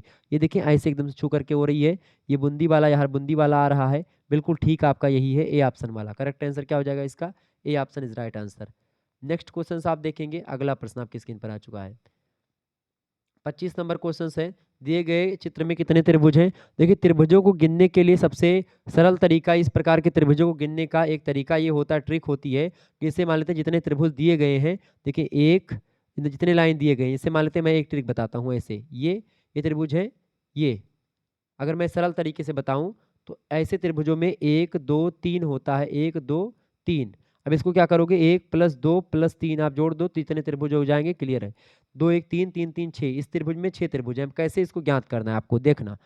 एक त्रिभुज तो ये वाला हो गया 1, ठीक है। एक त्रिभुज ये हो गया 2, ठीक है। एक त्रिभुज एक का ये हो गया 3। ऐसे नहीं, मैं आपको फिर से दिखा दूं, ये यही तो किया था मैंने। अब देखें एक त्रिभुज ये, एक ये, एक ये, 3 त्रिभुज तो वैसे आपको दिख रहे हैं, 3 ये हो गए, एक ये वाला, ठीक है, एक ये वाला और एक ये वाला, 3 त्रिभुज हो गए। अब देखें 3 के बाद में एक बड़ा वाला, ये चौथा त्रिभुज हो गया। बड़े वाले के बाद में एक ये वाला त्रिभुज, ठीक है, पांचवा त्रिभुज हो गया। और एक ही आपका ये वाला त्रिभुज, ये वाला, ठीक है, ये वाला, तो ये आपका 6 त्रिभुज, कुल मिलाकर के 6 त्रिभुज हुए। तो ऐसे आप अगर जोड़ लें, 2 1 2 3 हो गया ये, और 3 ये, 6 त्रिभुज आपके आते हैं। अब ट्रिक यहाँ पर लगाओ, 1 2 1 2 3 4 5, यहाँ पर 5 है। अब सभी सभी को जोड़ लो, 1 + 2 + 3 + 4 + 5, 2 1 3 3 3 6 6 4 10 5 15, 15 त्रिभुज कुल मिलाकर के दिए गए हैं। अब आप इसको गिनो, चाहिए इतना करो, 15 त्रिभुज इसमें है। ऑप्शन नंबर इसका एक करेक्ट आंसर होगा। क्लियर, ट्रिक आप फॉलो करेंगे। आगे देखेंगे 26 नंबर क्वेश्चन है, आपको बजट तैयार करने में स्वचालित गणना के उपयोग करने की आवश्यकता है, किस सॉफ्टवेयर एप्लीकेशन का उपयोग किया जा सकता है बजट तैयार करने के लिए। तो बिल्कुल इसका करेक्ट आंसर क्या हो जाएगा 26 का, आप सभी को पता होगा, स्प्रेडशीट यानी MS excel spreadsheet. Option number इसका ए करेक्ट आंसर हो जाएगा, MS मतलब spreadsheet, A option is right answer. अगला क्वेश्चन आपकी स्क्रीन पर आ चुका है, 27 नंबर देखेंगे, दशमलव संख्या 15 का द्विआधारी समतुल्य क्या होगा। तो 15 का द्विआधारी समतुल्य जो होगा 100 मतलब 11 11 मतलब 1 1 1 4 बार होगा, डी ऑप्शन। नेक्स्ट क्वेश्चन आपकी स्क्रीन पर आ चुका है, 28 नंबर देखेंगे। 28 नंबर प्रश्न है, निम्नलिखित में से कौन सा फाइल प्रारूप नहीं है, मतलब वीडियो फाइल प्रारूप नहीं है। देखें AVI ये वीडियो फाइल प्रारूप है, MOV भी वीडियो फाइल प्रारूप है, MP4 भी वीडियो फाइल प्रारूप है, जबकि JPEG जो होता है, JPEG में फोटो होती है, फोटो का प्रारूप है ये, ठीक है। ये प्रारूप फोटो फाइल प्रारूप है, ध्यान रखेंगे। तो option number D correct answer, JPEG ये वीडियो प्रारूप नहीं है। बाकी तीनों JPEG मतलब AVI, MOV और MP4 ये तीनों वीडियो प्रारूप हैं, जबकि JPEG फोटो प्रारूप है। ऑप्शन नंबर इसका डी करेक्ट आंसर होगा। 29 नंबर क्वेश्चन है, एक कंप्यूटर की मुख्य मेमोरी 800 मेगाबाइट है, इस मेमोरी में निहित बाइट्स की सटीक संख्या कितनी है। देखिए बाइट्स की अगर बात की जाए तो एक मेगाबाइट में अगर बात कीजिए, 1 MB में कितने बाइट होते हैं, 1 MB में कितने बाइट्स होते हैं, 1024 बाइट्स होते हैं, ठीक है। कितने होते हैं, 1024 बाइट्स। तो आपको बता दूं कि मतलब 1000 MB में कितने किलो बाइट, तो इसमें 1024 किलो बाइट होते हैं। और 1 किलो बाइट में कितने बाइट होते हैं, 1024 बाइट होते हैं, ठीक है, समझ रहे हैं ना। तो 1024 बाइट और 1024 किलो बाइट, ये दोनों को गुणा करेंगे 800 से, क्लियर हो जाएगा यही। तो ऑप्शन नंबर इसका बी करेक्ट आंसर हो जाएगा, B option is right answer. Next question आपके स्क्रीन पर आ चुका है, फटाफट से आप देखेंगे, वीडियो को लाइक और चैनल को सब्सक्राइब कर दीजिएगा। प्रश्न है, गति भेद को समायोजित करने के लिए प्रयुक्त बफर को क्या कहते हैं। बहुत ही महत्वपूर्ण है, 30वां नंबर प्रश्न है, गति भेद को समायोजित करने के लिए प्रयुक्त बफर को हम लोग कहते हैं क्या, उसको कहते हैं कैच। ऑप्शन नंबर इसका ए करेक्ट आंसर हो जाएगा। ये सब प्रश्न परीक्षा की दृष्टि से महत्वपूर्ण है, याद कर डालिएगा, आपकी परीक्षा में 100% आने वाले हैं। अगला प्रश्न आपकी स्क्रीन पर आ चुका है, which of the following is an application protocol. निम्नलिखित में से कौन सा एप्लीकेशन प्रोटोकॉल है, बताएं। तो एप्लीकेशन प्रोटोकॉल इनमें से कौन सा है, बिल्कुल HTTP जो है एप्लीकेशन प्रोटोकॉल है। ऑप्शन नंबर इसका ए करेक्ट आंसर हो जाएगा। नेक्स्ट क्वेश्चन आपकी स्क्रीन पर आ चुका है, फटाफट से आप देखेंगे, यहाँ पर आपको दिखाई नहीं पड़ रहा है, यहाँ पर आपका दिखाई नहीं पड़ रहा है, तो इसको हटा दें आप। आगे देखेंगे, अगला क्वेश्चन है, फोटो थोड़ा क्लियर अगर खींच करके भेजेंगे तो जाहिर सी बात है अच्छा होगा, ठीक है। और PDF बना करके अगर आप भेजेंगे तो बड़ा बढ़िया होता है, और साफ साफ फोटो खींच करके देखें। अब दिए गए चित्र में कितने त्रिभुज हैं, यही आपको ज्ञात करना है, सिंपल सी बात है। तो इसमें तो त्रिभुज आपका दिख रहा है। अब त्रिभुज इसमें ज्ञात करने के लिए सीधा सीधा तरीका क्या होता है, मैंने आपको बताया था, त्रिभुज गिनने के लिए जब भी ऐसे फॉर्मेट में आपको मिले चीजें, तो आपको 3 3 त्रिभुज वैसे ज्ञात कर लेना है, 1 2 1 2 1 2 1 2, यानी कि 3 त्रिभुज यहाँ पर हैं, 3 यहाँ पर हैं, 3 यहाँ पर हैं और 3 यहाँ पर हैं। 3 त्रिका 9 3 चौक 12 त्रिभुज तो आपके वैसे हो गए इसमें। 12 तो ये हो गए, ठीक है, 3 3 वाले, तो 12 ये इकट्ठा आप लिख दो। फिर उसके बाद में आप त्रिभुज देखें, एक त्रिभुज आपका ये बड़ा वाला हो रहा है, ठीक है, ये कितना हो गए 13 हो गए, 1 + 1 हो गया, ठीक है। एक त्रिभुज इधर वाला बड़ा वाला हो गया, तो एक और हो गया इसमें, ठीक है। फिर उसके बाद में अगर देखेंगे तो 14 त्रिभुज हो गए। अब इसमें अगर देखें तो एक इधर वाला हो गया, 14 1 15, और एक इधर वाला हो गया, 15 1 16, 16 त्रिभुज हो गए आपके। तो इसका करेक्ट आंसर क्या हो जाएगा, 33 का करेक्ट आंसर क्या हो जाएगा, बिल्कुल 16 त्रिभुज इसमें आपको दिए गए आकृति में है, सी ऑप्शन इसका करेक्ट आंसर हो जाएगा, ठीक है। आगे देखिएगा, अगला प्रश्न आपकी स्क्रीन पर आ चुका है। देखें, घनों की संख्या दिए गए चित्र में कितने घन है। तो जब भी आपको ऐसे घन दिया जाए, ये देखिए 3 घन नीचे हैं, फिर 2 घन, फिर 1 घन, तो जब भी ऐसे घनों की संख्या आपको दी जाए, सीधे आपको करना क्या है, इसमें कुल मिलाकर के वैसे तो 10 ही, मतलब कितने घन हैं इसमें 34 नंबर में, बिल्कुल इसमें 10 घन है, लेकिन कैसे इसको ट्रिक के माध्यम से अगर आप फॉलो करें, देखें 1 2 3 2 3 ऐसे लिख लें इसमें। अब इसको करना क्या है, सीधे सीधे आपको करना क्या है कि देखें 1 2 3 आप ऐसे लिख लें, और गुणा किससे कर दें, 3 उल्टा से, फिर 2 फिर 1 ऐसे गुणा कर दें। मतलब जितने भी त्रिभुज आपको ऐसे यहाँ पर अगर 4 डब्बा यहाँ पर 4 दिया होता, 5 दिया होता, ऐसे जितने जितना लंबा चाहे उतना लंबा दे दे। आपको बस करना क्या है, आपको एक बार पहले यहाँ से एक सीधी गिनती लिखते चले जाना, इधर से 1 2 3 हमने लिख लिया सीधे लाइन से, और फिर इधर से फिर नीचे से हमको चलना है वो गुणा करते हुए ऊपर वाले से, यानी जो सबसे ज़्यादा होगा उससे गुणा करेंगे सबसे कम वाले को, यानी कि पहले से 3 से 1 को गुणा किया, कितना आया 3 आया, 2 दूनी 4 आया, ठीक है, और 3 एकम 3 आया, तो 3 यहाँ पर हो गया। कितने त्रिभुज हो गए, 3 4 3 7 और 3 10 त्रिभुज है, मतलब 10 घन है इसमें। तो करेक्ट आंसर क्या हो जाएगा, डी ऑप्शन। ट्रिक आप जान गए ना, जैसे क्या करेंगे, जब भी घन दिया हो क्या करेंगे, 1 2 3 गिना, 1 2 3 आपने लिख लिया, उसके बाद में फिर इधर से गिना 2 3, यहाँ पर भी 3 इधर भी चल रहा है, तो क्या करेंगे 3 ऊपर से, फिर 2 फिर 1 ऐसे उल्टा करके गुणा कर देंगे, जो निकलेगा उन सभी को जोड़ देना, आपका आंसर आ जाएगा।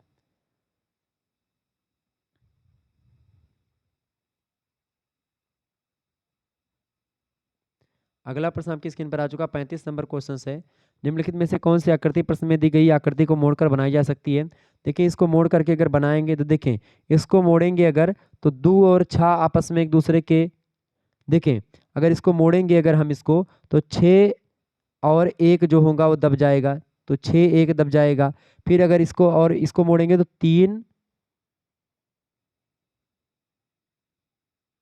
3 और 5 आपस में दब जाएंगे, ठीक है, 3 और 5 आपस में, और 2 और 4 आपस में दब जाएगा, 2 और 4।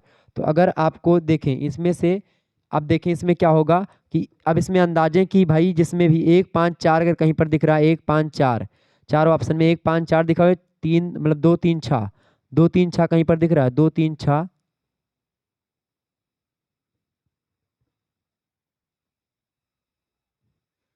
2 3 6 क्या मैंने बताया था, देखें 1 6 और 2 4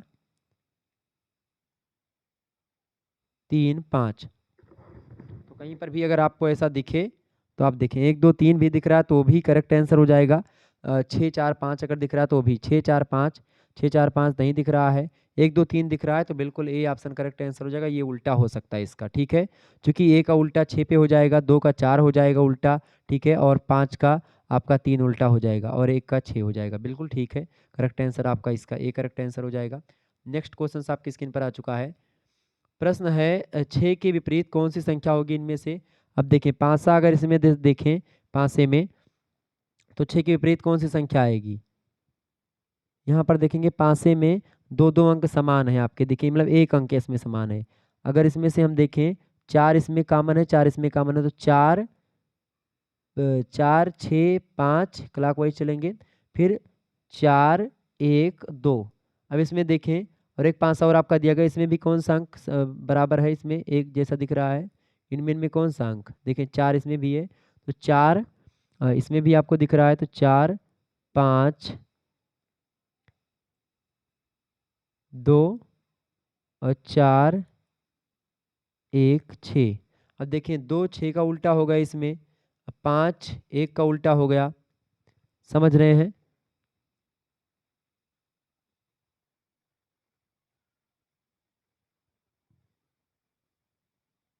इसमें 4 का उल्टा क्या पूछा गया है, 6 के विपरीत कौन सा आएगा? 6 के विपरीत या तो भी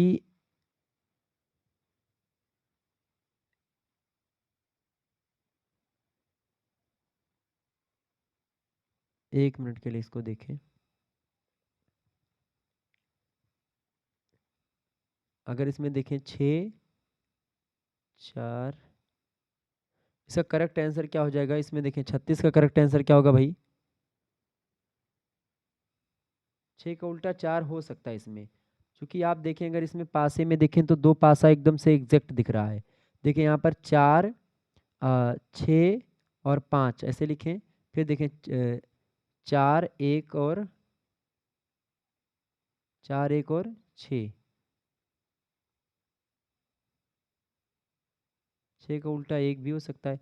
देखिए इसको हटा दीजिए अभी 2 मिनट के लिए, इसको रहने दीजिए, आगे देखेंगे दूसरा प्रश्न।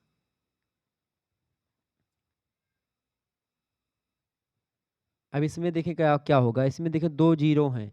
अब इसको अगर आप खोलोगे, पेपर पहले कैसे मोड़ा गया है, इस तरीके से मोड़ा गया, तो इसको ऐसे खोलेंगे तो यहाँ पर आप देखेंगे, इसको अगर ऐसे पलटोगे तो सीधे आपका एक तो गोली यहाँ पर होगी और एक यहाँ पर आ जाएगी।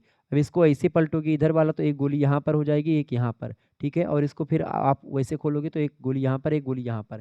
तो आप देखें ऐसे किस में दिया हुआ है, जिसमें 4 तो बीच में हो जाए और 4 किनारे, बिल्कुल डी ऑप्शन करेक्ट आंसर हो जाएगा इसका। आगे देखिएगा, अगला क्वेश्चन आपकी स्क्रीन पर आ चुका है। इसमें इसमें करेक्ट आंसर क्या हो जाएगा आपका? वैसे देखें इसमें करेक्ट आंसर क्या हो जाएगा? 38 का क्या है, ये कौन सा प्रश्न है आपका? 38 नंबर ही प्रश्न है। 38 में मतलब कागज के टुकड़े को मोड़ने पर ऐसे आपको मिल गया है। तो इसमें देखिए यहाँ 3 चीजें दी गई, एक नीचे है, एक बीच में और एक लंबी। फिर तो एक इसका करेक्ट आंसर क्या हो जाएगा 38 का? सीधे सीधे अगर मैं आपको बताऊं तो बी में जो दिया गया करेक्ट आंसर हो जाएगा, यही इसका करेक्ट आंसर है। अगला क्वेश्चन आप देखेंगे, 39 नंबर प्रश्न है। प्रश्न है, एक संदूक के अंदर संतरे, केले और सेब हैं। इस संदूक में कितना सेब है, ज्ञात करने के लिए क्या करना? देखें आपसे क्या कहा है, एक संदूक में अंदर संतरे, केले और सेब हैं। संदूक में कितने सेब हैं? अब सेबों की संख्या बता पूछना है, कितने सेब हैं उसमें। संदूक के अंदर 100 फलों में 50% संतरे और केले हैं। 50% संतरे और केले हैं तो जाहिर सी बात है 50% सेब होंगे। लेकिन 50% सेब होंगे, अब ये निर्धारित नहीं हुआ है कितने सेब हैं। 50% सेब तो हैं, लेकिन 50% सेब में कितने सेब आएंगे ये बात क्लियर नहीं है। ठीक है, आगे कह रहा है संदूक के फलों का 50% सेब है, तो क्लियर हो गई बात। ये संदूक के 50 मतलब फलों का 50% सेब है। क्या ये दोनों सफिशियंट हैं? नहीं सफिशियंट है, क्योंकि परसेंटेज तो निकलेगा लेकिन कितने सेब हैं ये जाहिर बात नहीं निकलेगा। तो इसमें सीधा सीधा आपका डाटा सफिशियंट का प्रश्न है।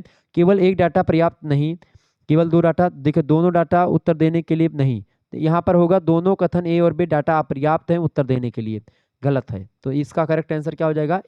डी ऑप्शन होगा। दोनों कथन ए और मतलब कि फर्स्ट और सेकंड डाटा अपर्याप्त हैं उत्तर देने के लिए, क्योंकि कितने सेब हैं ये आप इतने डाटों में आप नहीं निकाल पाएंगे। या तो आपको डाटा क्या दिया होता कि 50% है, 1% सेब बराबर होता है। मतलब जैसे 20, यदि 20% बराबर एक सेब के हो तो आप सेबों की संख्या बताएं, तो आप बता पाओगे कि भाई हाँ, कि भैया 15% या मान लेते हैं 5% एक सेब के बराबर हो, तो आप बताएंगे कि भाई तो 50% कितना होगा। तो 50, अगर एक सेब हो गया 5%, तो 50% में कितना हो जाएगा, तो आप 50 का निकाल लेंगे, तुरंत हो जाएगा वो। लेकिन ये सब दिया नहीं, तो इसका डी ऑप्शन करेक्ट आंसर हो जाएगा। 40 नंबर क्वेश्चन से, कक्षा में प्रथम स्थान कौन रहा ज्ञात करने के लिए सबसे पहली बात कथन देखें। कहे श्रीजा दूसरे स्थान पर रही। श्रीजा कोई है वो दूसरे स्थान पर रही, श्रीजा अगर सेकंड नंबर पर रही है, ठीक है। और अमन श्रीजा से एक रैंक नीचे है, यानी कि तीसरे नंबर पर कौन है? अमन है, ठीक है, एक अंक नीचे है। रोहित अमन से बेहतर स्थान पर है। अगर रोहित अमन से बेहतर है और सेकंड पर श्रीजा बैठी तो जाहिर सी बात है रोहितवा जो होगा वो पहले नंबर पर आएगा। तो रोहित मान लेते पहले नंबर पर आ गया, तो रोहित आपका पहले नंबर पर आ गया, ठीक है। तो आपसे क्या कह रहा है कि पहले स्थान प्रश्न का कथन, मतलब कक्षा में प्रथम स्थान कौन रहा ज्ञात करने के लिए तीनों डाटा सफिशियंट है। तीनों के बिना अगर एक भी नहीं मिलेगा, एक भी डाटा अगर इनमें से हटा देंगे तो आपको क्लियर नहीं होगा। तो प्रत्येक कथन ए फर्स्ट, सेकंड और 3 अकेले अपर्याप्त हैं, अकेले नहीं, सभी कथन एक साथ पर्याप्त हैं। बिल्कुल बी ऑप्शन इसका करेक्ट आंसर हो जाएगा। अगला क्वेश्चन आपकी स्क्रीन पर आ चुका है। तेज गति से आ रहे वाहन ने 5 लोगों को कुचल दिया, जिसके कारण से विरोध प्रदर्शन के लिए लोग हाईवे पर एकत्रित हो गए हैं और यातायात के आवागमन पर रोक लगा दी गई है। अब कार्रवाइयाँ आप क्या कर सकते हैं इसमें से? भीड़ को हटाने के लिए पुलिस को आंसू गैस का प्रयोग करना चाहिए। नहीं, ये गलत बात है। पुलिस अधिकारियों को चाहिए कि जन भावनाओं को शांत करें और अपराधियों के खिलाफ कार्रवाई का आश्वासन दें और उस स्थान पर पुलिस बल तैनात करें। बिल्कुल, ये बी आप कर सकते हैं। ठीक है, तो इसका करेक्ट आंसर क्या हो जाएगा? केवल 2 अनुसरण करता है, only 2 follows. Next question 42 number प्रश्न पूछा गया है कि कथन देश के कई हिस्सों में भयंकर सूखे की खबर है। कार्रवाइयाँ क्या कर सकते हैं? लोगों और मवेशियों को बचाने के लिए इन सभी क्षेत्रों में भोजन, पानी और चारा तुरंत भेजा जाना चाहिए। ये बिल्कुल ठीक है, करना चाहिए। सरकार को प्रभावित लोगों को वित्तीय सहायता प्रदान करने की तत्काल व्यवस्था करनी चाहिए।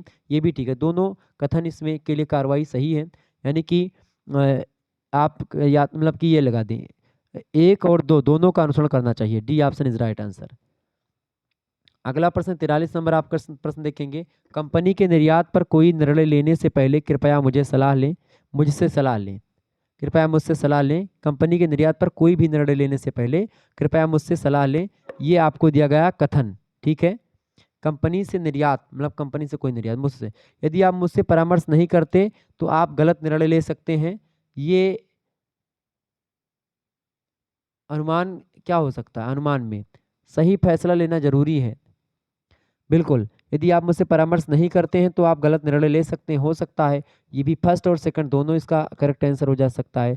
तो कौन अनुमान कथन में निहित है? देखें, बिल्कुल या तो 1 या तो 2 दोनों हो सकता है आपका, या ऐसे बोलिए कि केवल 2 सही है। ठीक है, केवल 2 सही, केवल 2 में निहित है। नहीं, इसको भी छोड़ दो, या तो 1 या तो 2, या तो 1 या तो 2, क्योंकि यहाँ पर भी हो सकता है।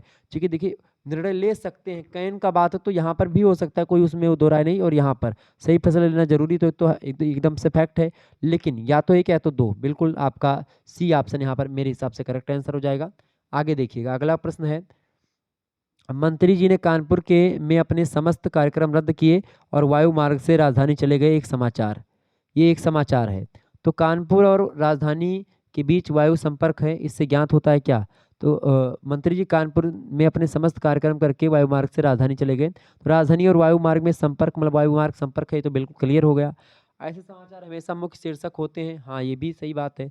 तो यहाँ पर अगर देखेंगे, नहीं, इसमें आपका इस कथन से अगर क्लियर हो जाएगा, कथन से अगर बात करें हम, 1 मिनट के लिए, चलिए कहाँ चला गया यार। हाँ, इसमें कथन आपका होगा, ये फर्स्ट वाला करेक्ट आंसर है, केवल अनुमान एक निहित है। ए ऑप्शन इसका करेक्ट आंसर होगा। आगे देखिएगा, अगला क्वेश्चन है। यहाँ पर सारी चीज़ें दी गई, कह रहा है कि आपसे दिए गए प्रश्नों यानी कि 45 से 46 में मुख्य कथन है और उसके बाद 4 कथन है। कथनों का क्रमित युग्म चुने, जहाँ पहले कथन का तात्पर्य दूसरे कथन से और दोनों कथन का तार्किक रूप से मुख्य कथन से संगत हो। देखें, जब संगीत अच्छा होता है तो हर कोई इसका आनंद लेता है। संगीत अच्छा था, सभी ने इसका आनंद लिया। ये ए और सी करेक्ट आंसर होगा इसमें, ए सी ऑप्शन नंबर इसका ए में दिया करेक्ट आंसर हो जाएगा। अगला प्रश्न 46 नंबर देखेंगे। प्रश्न है, कार्यालय को तो मतलब कार्यालय को या तो कंप्यूटर या प्रिंटर की आवश्यकता है, या प्रिंटर की या कंप्यूटर की, या तो कंप्यूटर की या प्रिंटर की आवश्यकता, दोनों में से किसी एक की हो सकता है। तो कंप्यूटर के कार्यालय को एक कंप्यूटर की आवश्यकता है, बिल्कुल। कार्यालय को एक कंप्यूटर की आवश्यकता नहीं, ये नहीं कह सकते आप। कार्यालय को एक प्रिंटर की आवश्यकता है, हाँ, ये या तो कंप्यूटर की या तो ए और सी यहाँ पर भी ढूंढ लो आप। ए और सी करेक्ट आंसर हो जाएगा इसमें, डी ऑप्शन। नेक्स्ट क्वेश्चन आपकी स्क्रीन पर आ चुका है।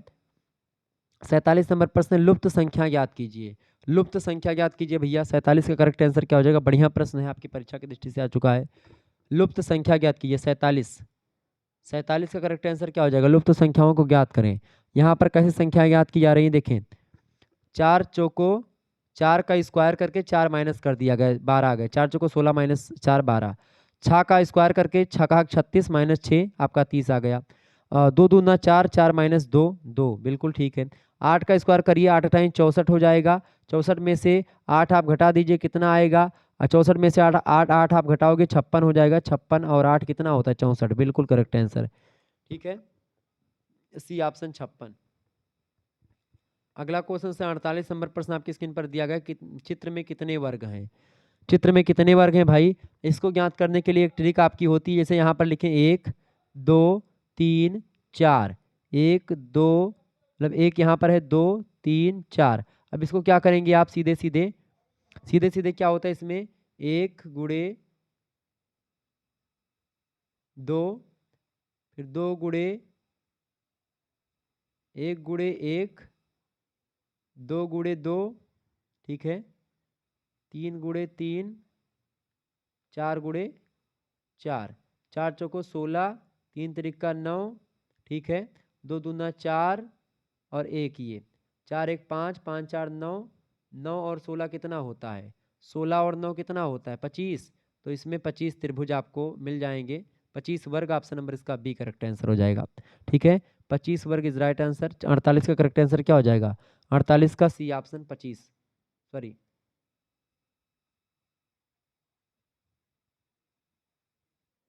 48 का कितना होगा करेक्ट आंसर। देखें इसको फिर से देखें,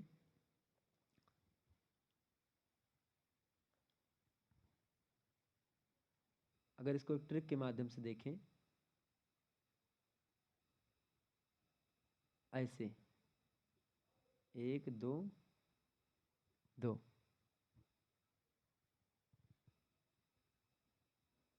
अच्छा इसमें स्क्वायर करना होता सीधे सीधे। देखें 1 2 3 4, 1 का स्क्वायर कितना होता है 1, 2 का स्क्वायर कितना होता है 2 दूना 4, 3 का स्क्वायर 3 तिरिका 9 और 4 का स्क्वायर कितना होता है 4 चौको 16। ठीक है, तो आप जोड़ लें 16 9 25, 25 1 26, 26 और 4 30, 30 होता है इसका करेक्ट आंसर, ऑप्शन नंबर सी।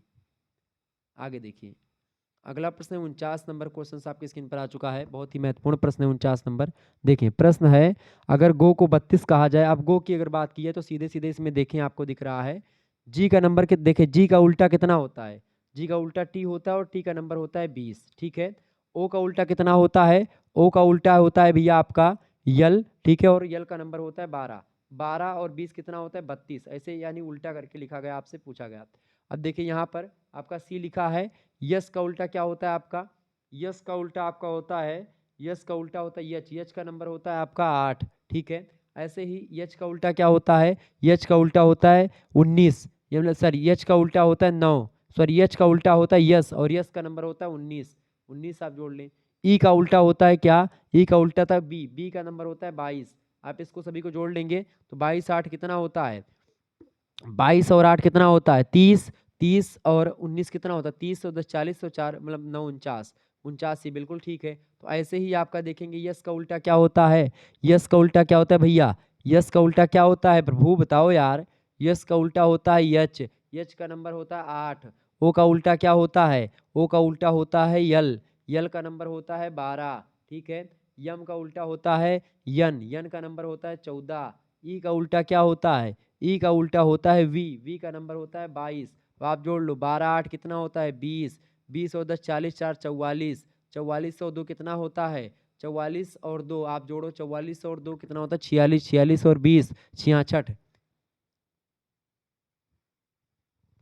जोड़ो इसको एक बार फिर से, 12 और 8 कितना होता है 20, 20 और 10 30।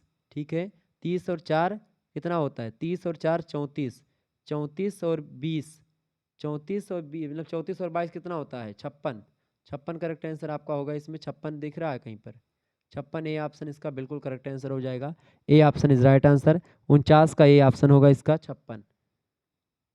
50 नंबर क्वेश्चन आप देखेंगे, किताब पेपर टेबल, यानी किताब जो है देखिए पेपर से क्या बनता है किताब बनता है, ऐसे लकड़ी से बनती है टेबल, ऑप्शन नंबर इसका सी करेक्ट आंसर होगा।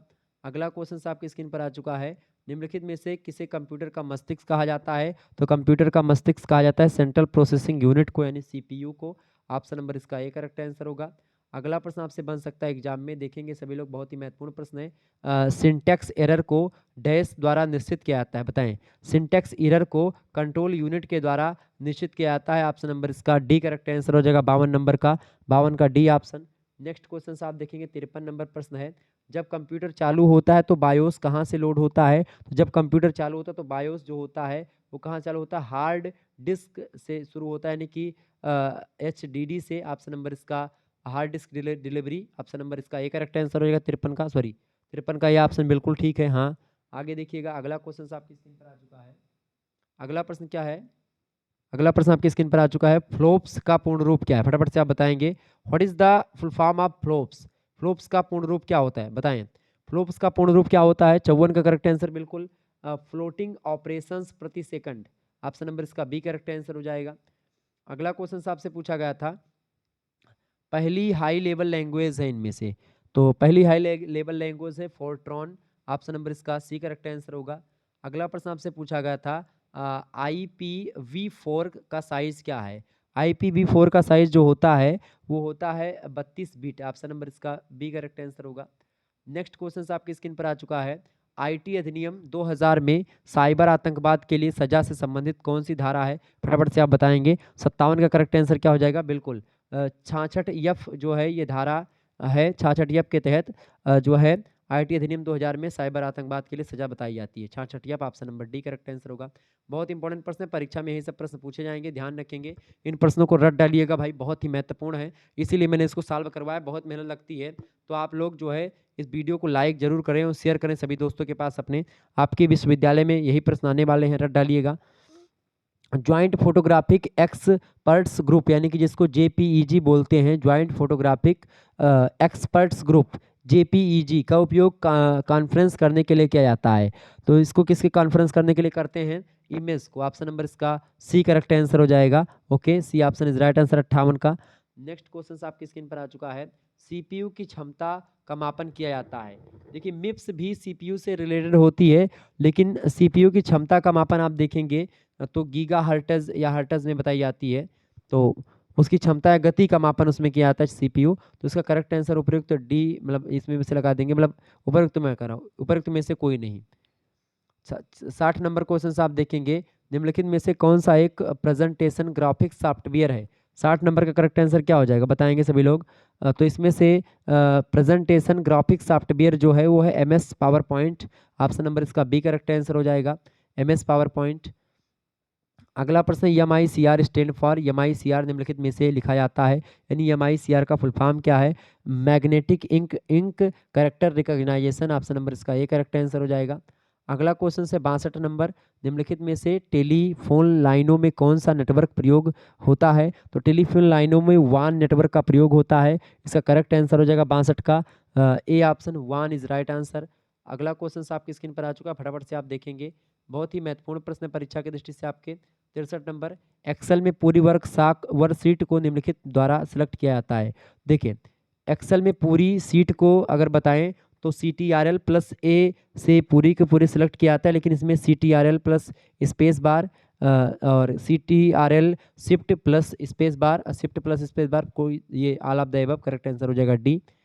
64 नंबर क्वेश्चन है, निम्नलिखित में से कौन सा इमेज फाइल का एक्सटेंशन नहीं है? देखिए एक्सटेंशन जो इमेज फाइल का नहीं है, देखिए JPG, PNG और GIF, ये इमेज फाइल का एक्सटेंशन है, जबकि WAV जो है ये नहीं है। तो इसका करेक्ट आंसर हो जाएगा डी ऑप्शन। अगला क्वेश्चन आपकी स्क्रीन पर आ चुका है, 65 नंबर, CAD निम्नलिखित में से लिखा जाता है। CAD का फुल फॉर्म क्या होता है? प्रश्न ये मतलब ये है। तो ये कंप्यूटर एडेड डिजाइन CAD का फुल फॉर्म होता है, ऑप्शन नंबर इसका ए करेक्ट आंसर होगा। 66 नंबर प्रश्न है, CTRL शिफ्ट और ALT की कहलाते हैं। तो इन मतलब ये जो बटन है कंप्यूटर की जो है कीबोर्ड की, इसको क्या कहते हैं? 66 का करेक्ट आंसर क्या हो जाएगा? इसका करेक्ट आंसर हो जाएगा, ये सब मॉडिफायर की हैं, ऑप्शन नंबर इसका सी करेक्ट आंसर हो जाएगा। अगला क्वेश्चन आपकी स्क्रीन पर आ चुका है, ये बढ़िया प्रश्न है, हालांकि यहाँ पर आपको हिंदी में नहीं दिख रहा है, अंग्रेजी में दिख रहा है।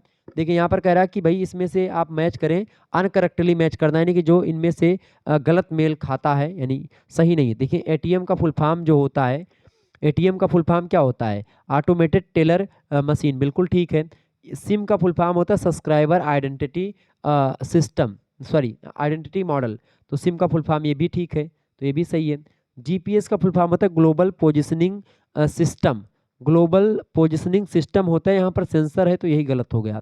बाकी GIS का फुल फॉर्म तो होता है कि जियोग्राफिक इंफॉर्मेशन सिस्टम, आप लोग जियोग्राफी में पढ़ते हैं इसको, तो ये भी ठीक है। यानी करेक्ट आंसर इसका क्या है? 67 का सी ऑप्शन, GPS का full form global positioning system होता है, सेंसर नहीं।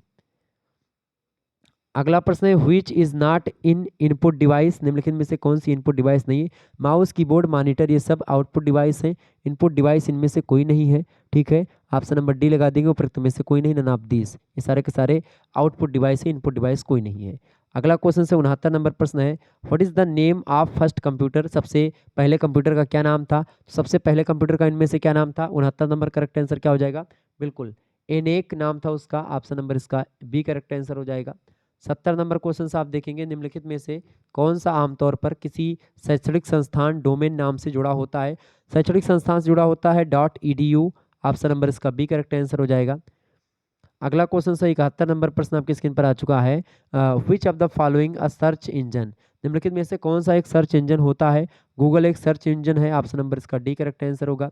अगला प्रश्न आपकी स्क्रीन पर आ चुका है प्रश्न बहुत ही महत्वपूर्ण प्रश्न है BLE is software a tool designed to deliver course online, the acronym BLE stand for, यानी कि BLE एक सॉफ्टवेयर टूल है जो ऑनलाइन पाठ्यक्रम वितरित करने के लिए डिजाइन किया गया है। संक्षिप्त नाम BLE का अर्थ क्या है? BLE का फुल फॉर्म क्या है? प्रश्न ये पूछा गया। तो 72 नंबर करेक्ट आंसर क्या हो जाएगा? बिल्कुल इसका फुल फॉर्म होता है BLE का virtual learning environment, option number इसका सी करेक्ट आंसर हो जाएगा आभासी शिक्षण वातावरण। ठीक है, ऑप्शन नंबर इसका सी करेक्ट आंसर हो जाएगा। नेक्स्ट क्वेश्चन आपकी स्क्रीन पर आ चुका है 73 number what is full form of OMR, OMR का पूर्ण रूप क्या होता है? ऑप्टिकल मार्क रिकॉग्नाइजेशन इसका फुल फॉर्म होता है OMR का।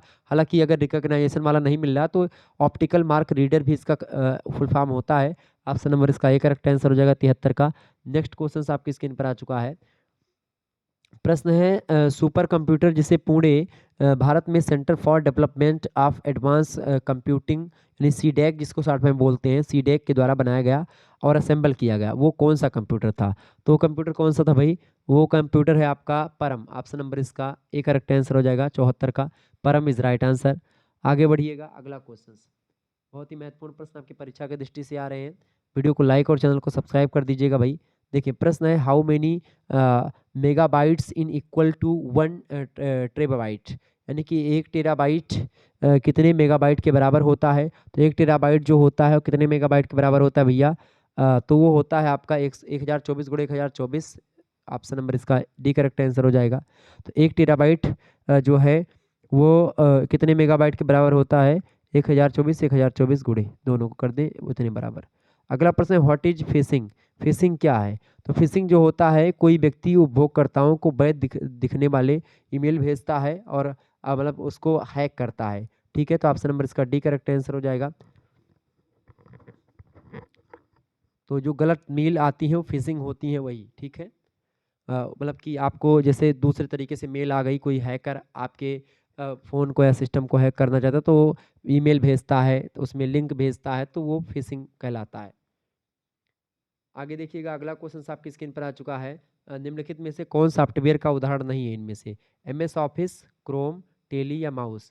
देखिए क्रोम, टेली और माउस ये सब आपके सॉफ्टवेयर के उदाहरण हैं, जबकि माउस जो है सॉफ्टवेयर का उदाहरण नहीं है। ऑप्शन नंबर इसका डी करेक्ट आंसर हो जाएगा। 77 का करेक्ट आंसर क्या हो जाएगा? Option number D. Next question आप देखेंगे 78 number what is full form of WWW, WWW का पूर्ण रूप क्या है? World wide web, option number D correct answer हो जाएगा। मोस्ट इंपोर्टेंट प्रश्न है, हमेशा परीक्षा में आता है ये। अगला क्वेश्चन है और अभी तक 4-5 पेपर हो गए हैं, 4-5 विश्वविद्यालय के सभी में प्रश्न आया है। अगला प्रश्न है कौन सा उत्पाद पेंटिनम ब्रांड से नाम से बेचा जाता है? तो पेंटिनम नाम से कौन सा ब्रांड बेचा जाता है? वो है माइक्रो प्रोसेसर, ऑप्शन नंबर इसका डी करेक्ट आंसर होगा। अगला प्रश्न है कंप्यूटर की डाटा की सबसे छोटी इकाई बिट होती है, ऑप्शन नंबर इसका ए करेक्ट आंसर हो जाएगा 80 का। A option is right answer. आगे की विंडोज मतलब what does windows plus R do, windows plus R से क्या होता है? तो विंडोज प्लस आर से क्या होता है? ओपन रन कमांड, बिल्कुल सी ऑप्शन करेक्ट आंसर हो जाएगा 81 का। बहुत बढ़िया, ऑप्शन नंबर सी। अगला प्रश्न आपकी स्क्रीन पर आ चुका है, देखेंगे 82 नंबर प्रश्न है किस जनरेशन के कंप्यूटर में IC यानी कि इंटीग्रेटेड सर्किट्स चिप का प्रयोग प्रथम बार किया गया? तो बताएं IC चिप का प्रयोग प्रथम बार किया गया किस जनरेशन के कंप्यूटर में? तो तृतीय यानी थर्ड जनरेशन वाले कंप्यूटर में किया गया था। ऑप्शन नंबर इसका ए करेक्ट आंसर हो जाएगा 83 का, सॉरी 82 का, ए ऑप्शन। आगे देखेंगे अगला क्वेश्चन है HTML स्टैंड फॉर। HTML निम्नलिखित में से HTML का फुल फॉर्म क्या है लिखा जाता है। HTML का फुल फॉर्म क्या होता है? HTML का फुल फॉर्म होता है hyper text markup language. Option number इसका सी करेक्ट आंसर हो जाएगा। और बहुत महत्वपूर्ण प्रश्न परीक्षा में हमेशा आता है, याद कर लीजिएगा, रट डालिएगा इसको। अगला प्रश्न ये भी, इसको भी रट डालेंगे। HTTP का फुल फॉर्म क्या होता है? HTTP का फुल फॉर्म क्या होता है बताएंगे सभी लोग। देखिए हाइपर टेक्स्ट ट्रांसफर प्रोटोकॉल इसका फुल फॉर्म होता है। डी ऑप्शन इसका करेक्ट आंसर होगा। अगला प्रश्न आपकी स्क्रीन पर आ चुका है, Linux. What is Linux? Linux क्या है? इसको भी मैंने आपको बताया था। लिनक्स क्या है? 85 करेक्ट आंसर क्या हो जाएगा? लिनक्स जो होता है ऑपरेटिंग सिस्टम है एक प्रकार का। ऑप्शन नंबर इसका सी करेक्ट आंसर हो जाएगा। मोस्ट इंपोर्टेंट प्रश्न है, परीक्षा में हमेशा आता है, ध्यान रखेंगे इस बात को। अगला प्रश्न है आपकी स्क्रीन पर, what is not an operating system? इनमें से कौन सा ऑपरेटिंग सिस्टम नहीं है?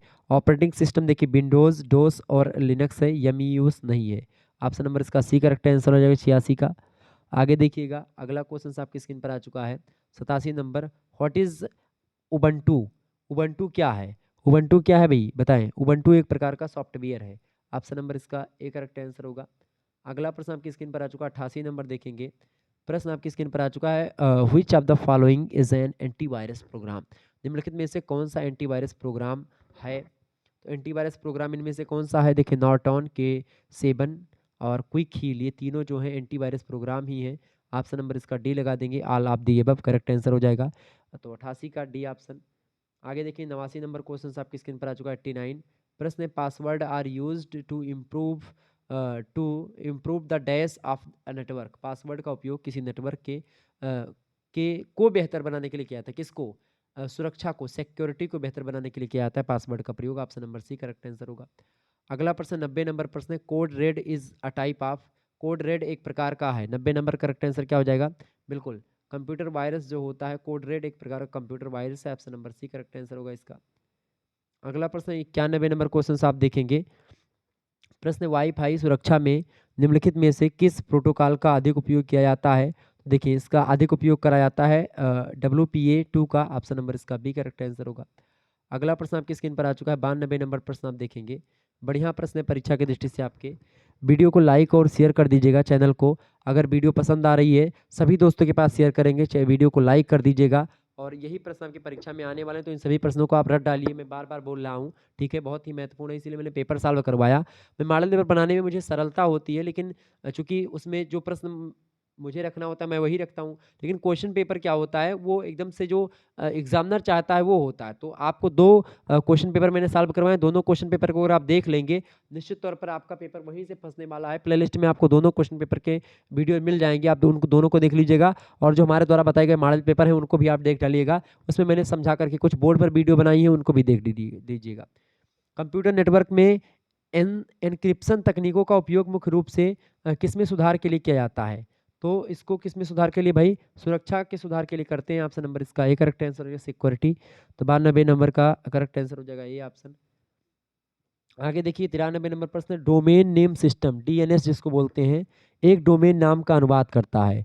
तो बताएं, डोमेन नेम सिस्टम जो होता है वो IP का अनुवाद करता है। ऑप्शन नंबर इसका IP से option number B correct answer हो जाएगा। डोमेन नेम सिस्टम एक डोमेन नेम का अनुवाद करता है IP का। ऑप्शन नंबर इसका बी करेक्ट आंसर हो जाएगा IP 93 का बी ऑप्शन। अगला क्वेश्चन है आपकी स्क्रीन पर, what is cyber security? Cyber सुरक्षा क्या है? देखिए साइबर सुरक्षा मेलवेयर से सुरक्षा प्रदान करती है। साइबर सुरक्षा साइबर आतंकवादियों से सुरक्षा प्रदान करती है।